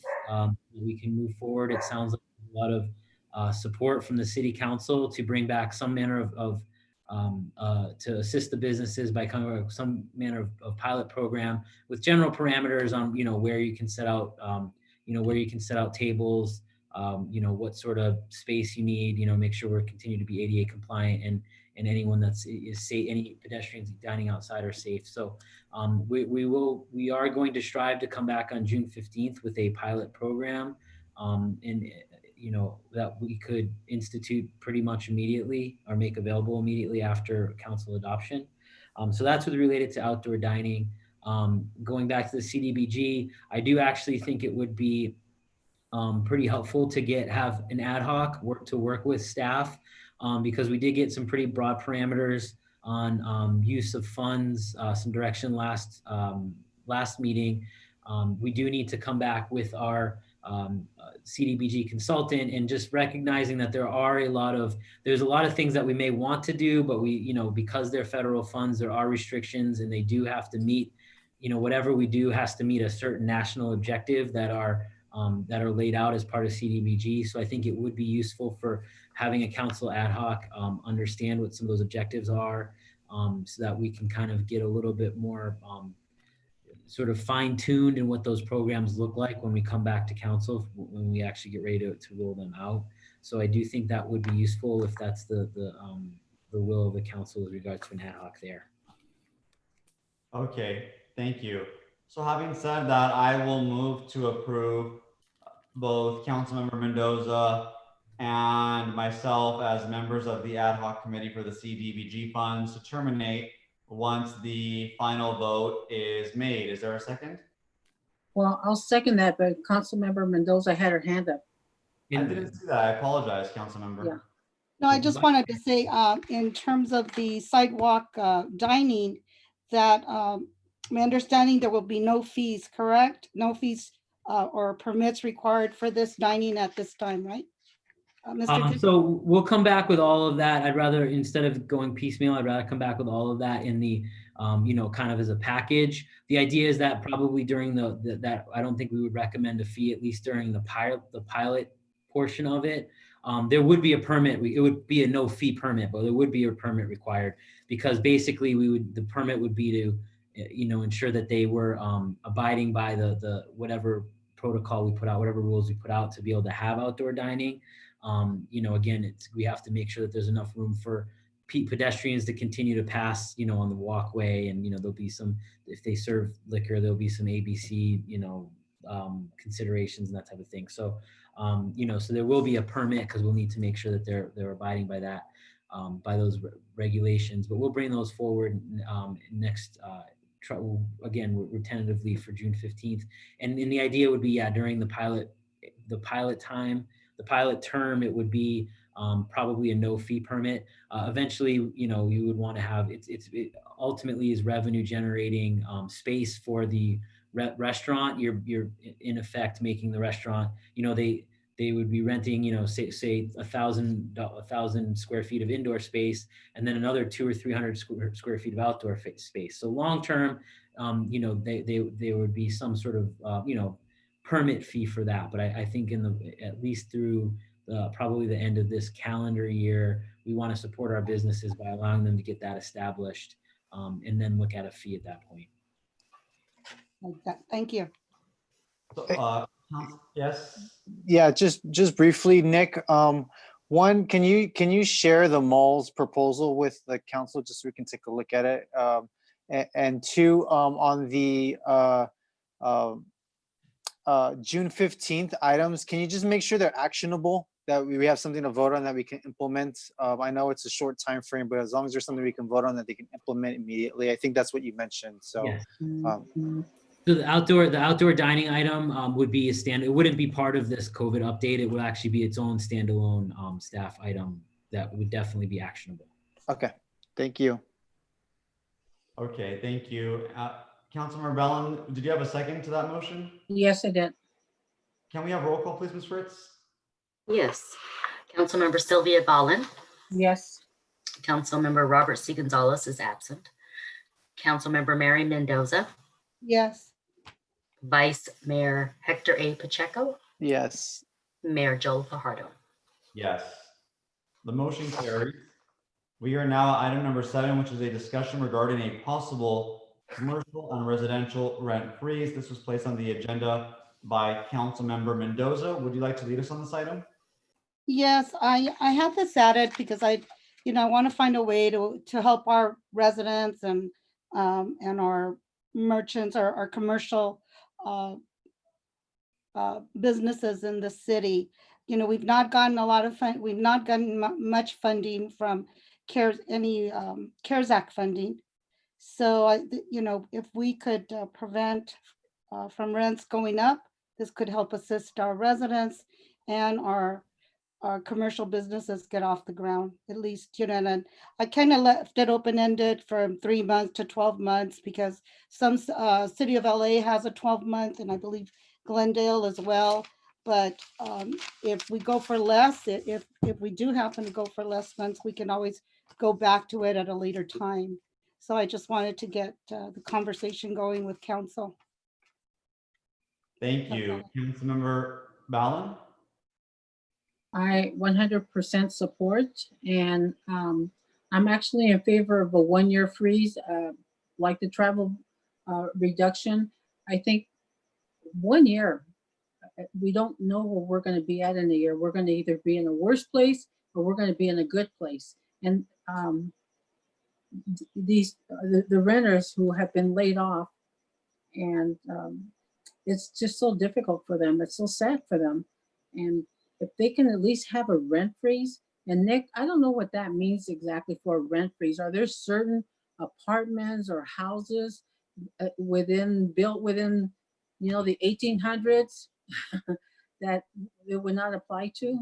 I think at one time you said that. So, and under this situation of the pandemic. You would think the rules would change for the pandemic.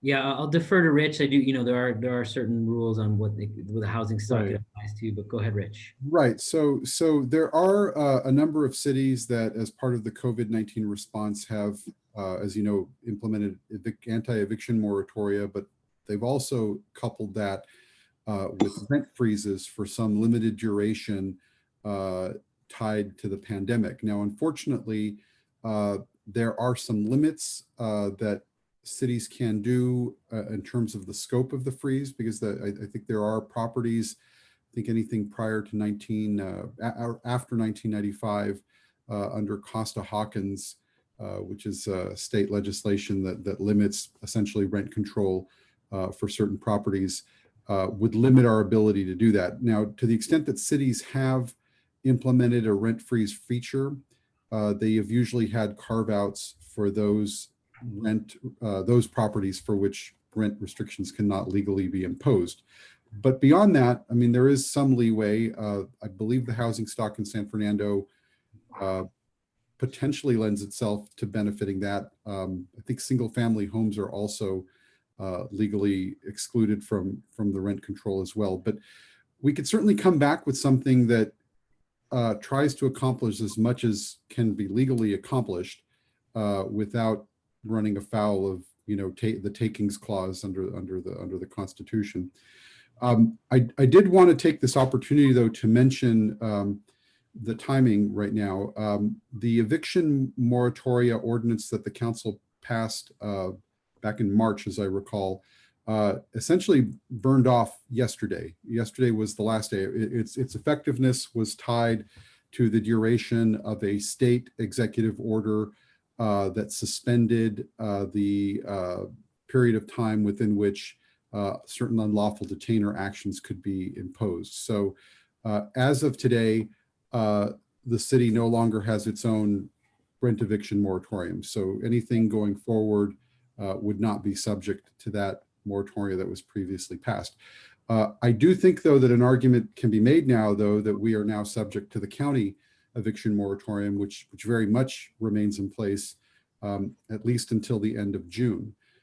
So I think it may not be inappropriate for the council to weigh in on this rent freeze matter in light of the fact that the county ordinance would seem to be the controlling ordinance now for San Fernando, because the county ordinance, although it does include a rent freeze feature, that feature has only ever applied to unincorporated areas of the county. So while the county did expand its eviction moratoria and the relief afforded under it to incorporated cities that don't have their own moratorium in place, i.e. San Fernando as of today, the feature of the rent freeze does not extend to incorporated cities.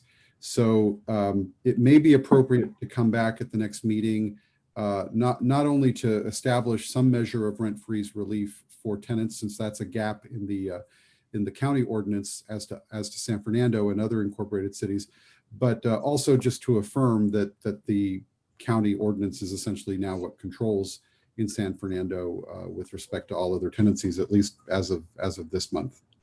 So I don't know if that answers the question, but I'm happy to answer any other questions you may have. Well, I appreciate what you said, Richard. It just really troubles me at the time of pandemic. Many things change, but very key things don't change. Mm-hmm. And that's one of them is the personal protective equipment that's needed. It's really not available to everyone, as someone likes to say it is, in the essential workers.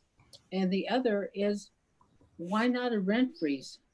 It's just unbelievable that we cannot do a rent freeze across the board in the entire city, including for the commercial.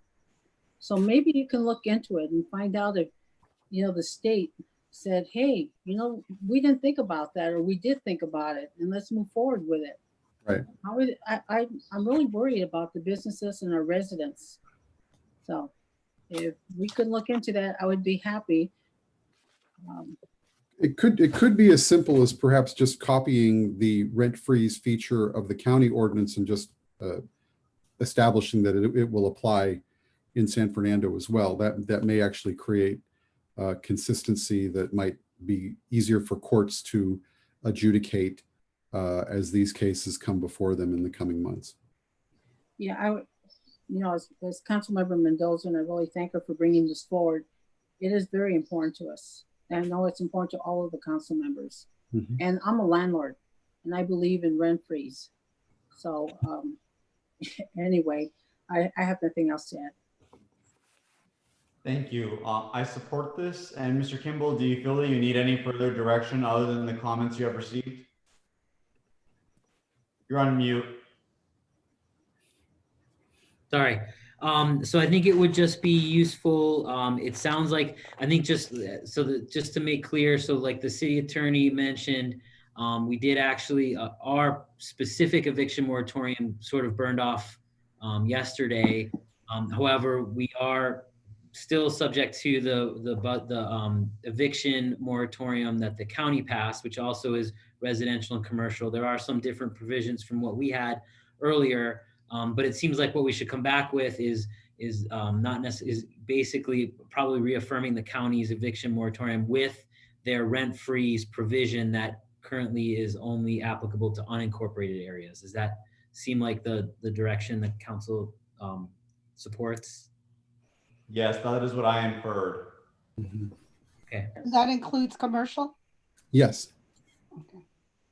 Yeah, I'm gonna recommend that maybe you have further discussion, hopefully this week or early next week with the ad hoc committee. Okay. I don't know that we had There is not an ad hoc committee on this particular item as far as I know. Oh, you're right. Okay, what's the other? I want an ad hoc for everything, but okay. All right. Having said that, without there being any further comment, this item has been discussed and noted in Mr. Kimball's direction.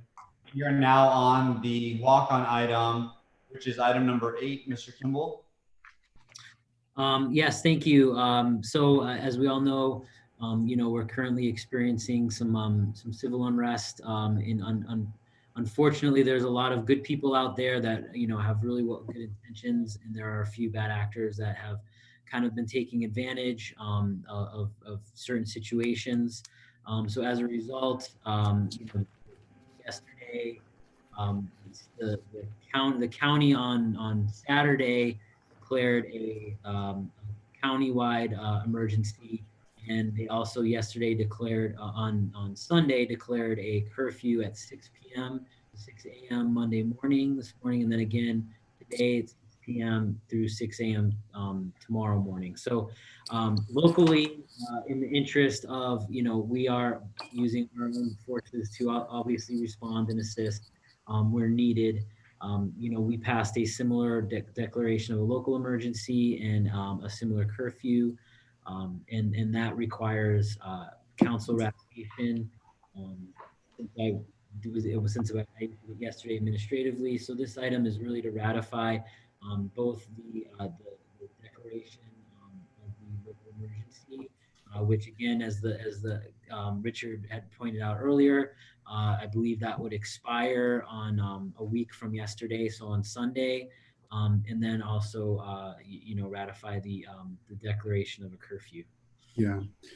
So if I could, so in a similar fashion to the declaration of local emergency for the COVID-19 response, this would be essentially a parallel declaration of emergency to deal with the current civil unrest. Now, under the San Fernando Code, that proclamation of local emergency is traditionally done by the city council, but can be done by the city manager when the council is not in session, as circumstances may dictate. And of course, over the weekend, as you know from television reports, circumstances were completely dire and were certainly justified. The city code, though, does require that if the city manager is the initiator of the proclamation, that proclamation does need to be ratified by the city council within 7 days, this being day 2. So the first recommended action would be to ratify the city manager's proclamation from yesterday. It doesn't in and of itself initiate a curfew, but it certainly empowers the city manager as the director of emergency services to respond appropriately as circumstances and changing events might dictate, which could include conceivably a curfew. The only modification to the extension I would recommend is that it be extended to at least this hour by the next council meeting, because this body will not officially meet for another 2 weeks, and it's anyone's guess what could happen in 2 weeks' time. So rather than have to force the issue of a special meeting, it'd probably be just good enough to authorize the city manager to exercise this emergency power as to the civil unrest, at least until the next council meeting. And then also to take whatever appropriate action may be necessary with respect to the issuance of curfews. Now, at the present time, there is really no independent need for the city to do its own curfew because the county has filled that space. It's not a given, though, that the county will continue to issue curfews. They may end up issuing curfews that are specific to certain geographical areas in the county that are hotspots.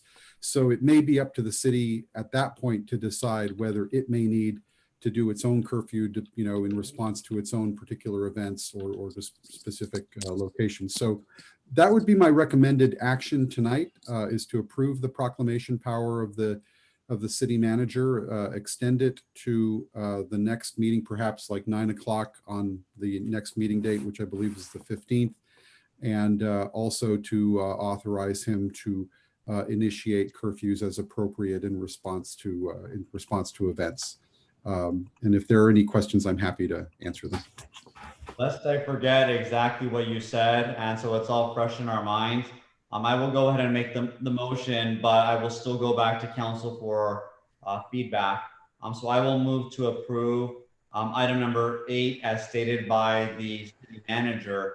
Having said that, though, I'd like to hear a little bit more from the council. Councilmember Mendoza? I trust Mr. Kimball's judgment, and I would wholeheartedly approve this. Thank you. Thank you. Councilmember Ballin?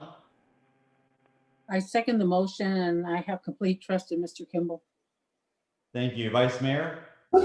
Yes, I'm all for it. I do have some things I want to say, but I'll wait until the city council comments at the end. Thank you. Having said that, we will proceed with a roll call vote. Ms. Fritz? Yes, Councilmember Sylvia Ballin. Yes. Councilmember Robert C. Gonzalez is absent. Councilmember Mary Mendoza. Yes. Vice Mayor Hector A. Pacheco. Yes. And Mayor Joel Fajardo. Yes, the motion carries. We are now at staff communication. Mr. Kimball? I have nothing tonight as far as staff communication, other than, thank you very much for, working through a very difficult budget cycle. And obviously we'll have another opportunity in a few weeks to comment some more on the budget. The budget is a living document, and this one is even more so of a living document than it is in a typical year, because there's so much uncertainty. So, I look forward to continuing to work with the city council through the next few months to address all of these issues head on, and make the difficult decisions to kind of make sure that the community continues to benefit from having a high level of service. And I don't know if Tim has any comments from his end.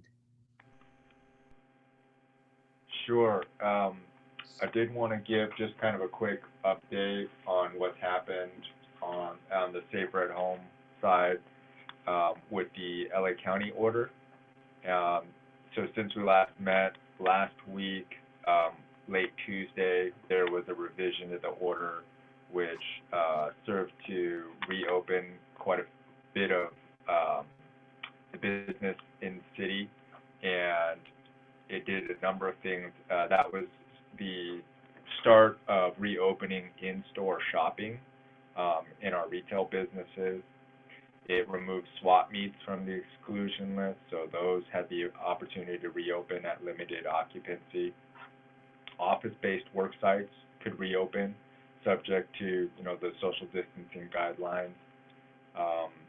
And indoor malls and shopping centers could at last reopen for in-store shopping at limited capacity. And a big one was in-person faith-based services could reopen again at limited occupancy. Interestingly, it gave some guidelines and parameters for something that became popular, which was vehicle-based parades, as well as in-person protests. This was a little bit more of an innocent time when this came out. And then it expanded on the recreational types of activities that were allowed as well. It still required social distancing and still required people to have cloth-based coverings when or they had the potential for coming into contact with other people. That order still kept personal care uses remained closed, and gatherings of people were still limited simply to people in your household.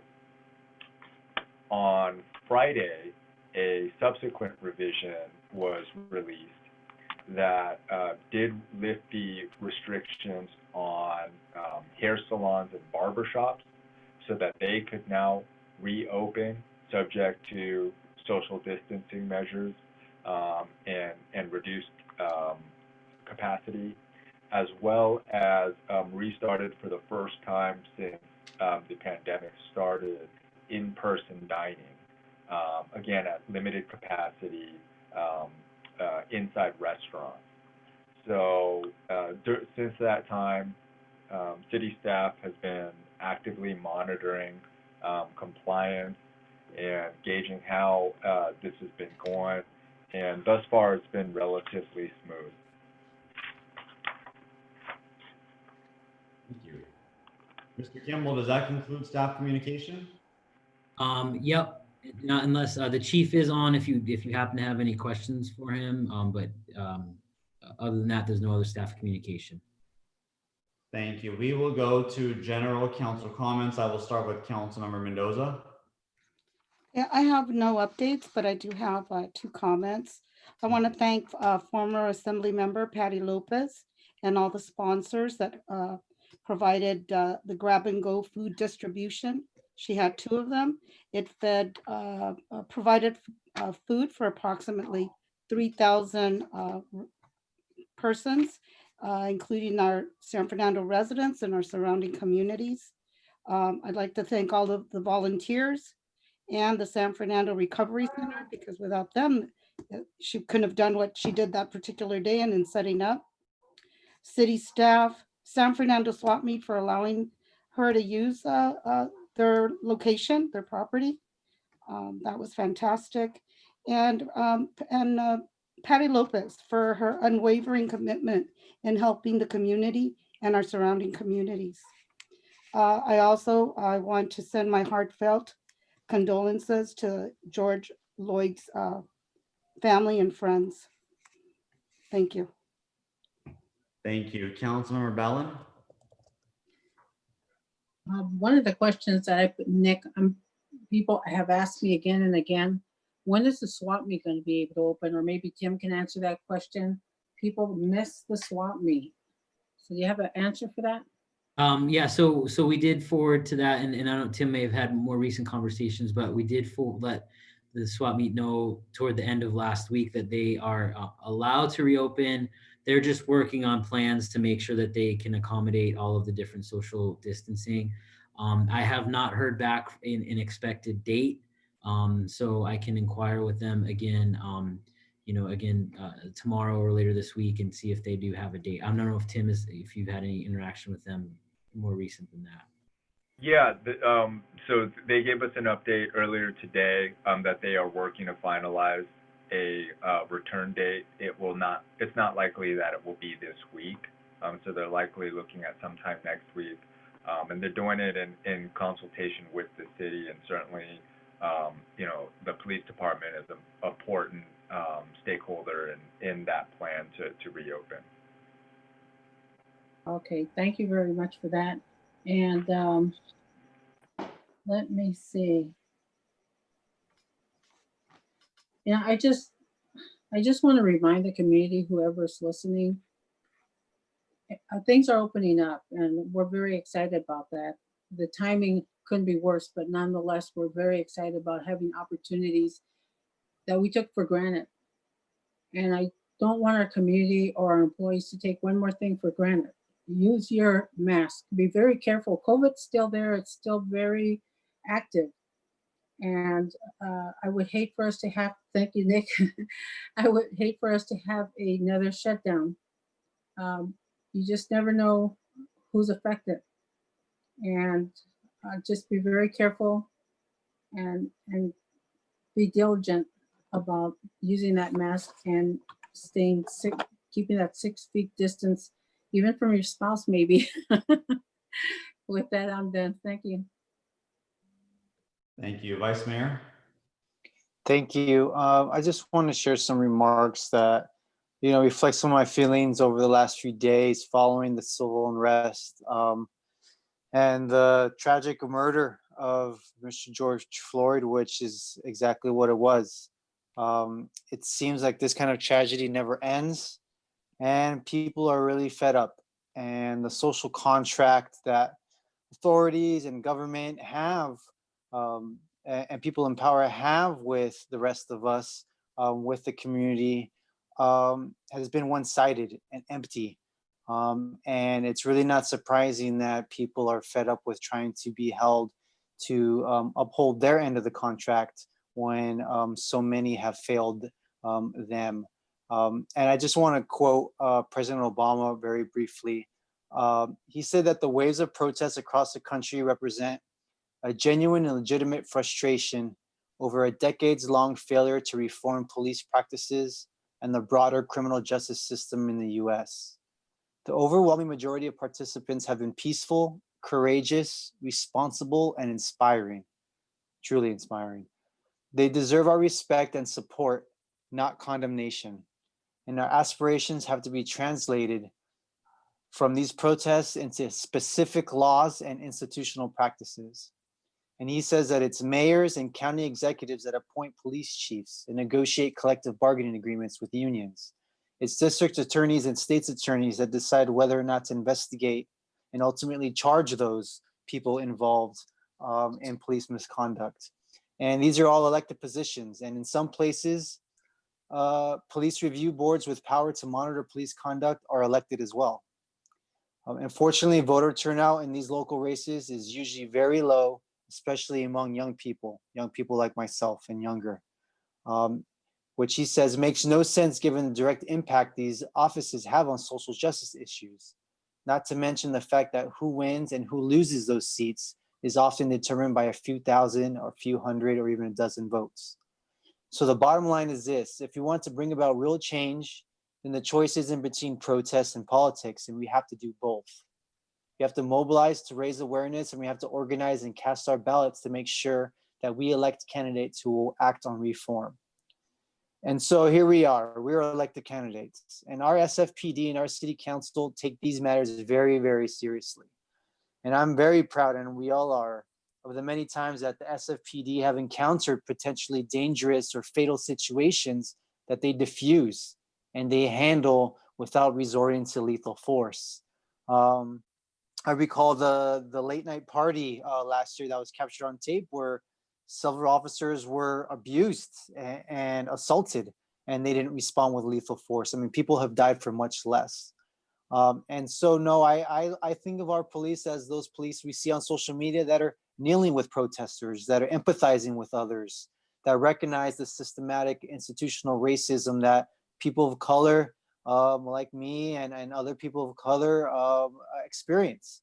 And I urge really everybody involved, police officers, residents, protesters, and elected officials like us, to approach each other with love, because only love can conquer hate, and only light can extinguish darkness. And it really is up to us as leaders to help inform our community, inform ourselves of these issues that affect our Black brothers and sisters and other people of color. So I stand with the Black Lives Matter movement. We recognize that both white and non-white advocates are necessary to address the problems that need fixing.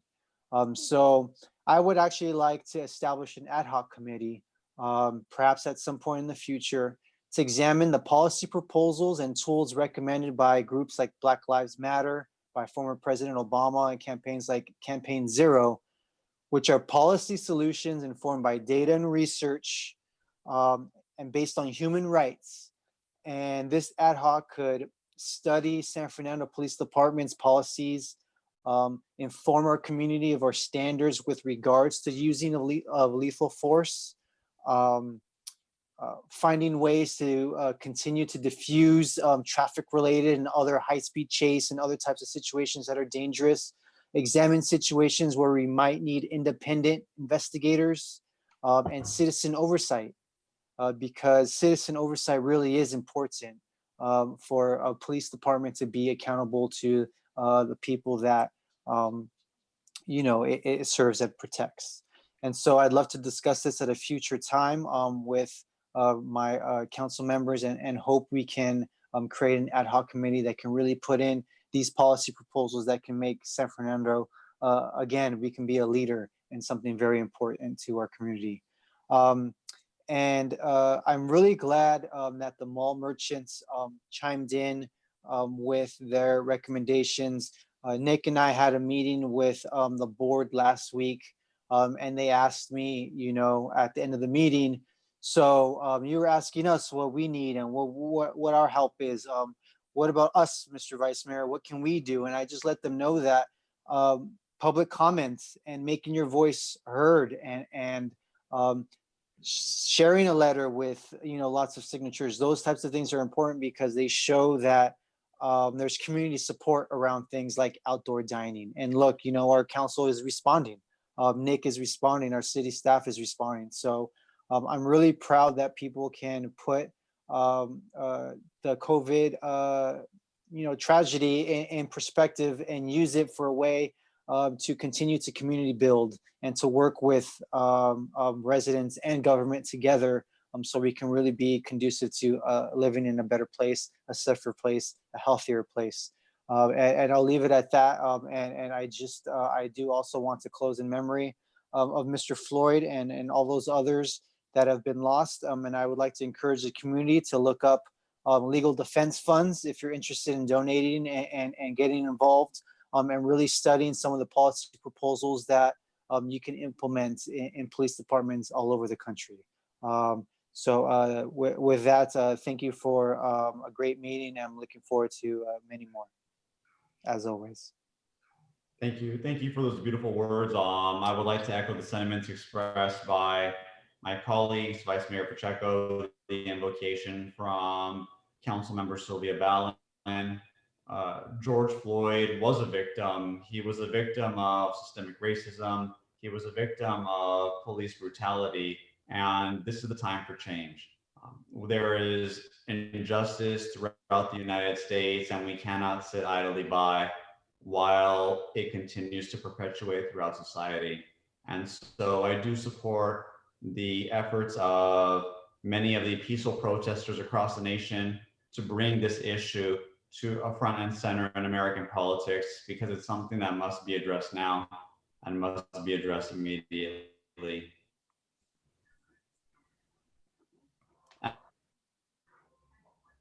With that said, that concludes my public comments. In memory of, she is on mute or frozen. Or I am. Would you like a roll call, Mr. Mayor? Was there a first and a second? I received the notice. I'm sorry. My internet connection cut. So if there was a first and a second, you may proceed with a roll call. Councilmember Sylvia Ballin. Yes. Councilmember Robert C. Gonzalez is absent. Councilmember Mary Mendoza. Yes. Vice Chair Hector A. Pacheco. Yes. And Mayor Joel Fajardo. Yes. The motion carries. We're adjourned at 8:15 p.m. Thank you.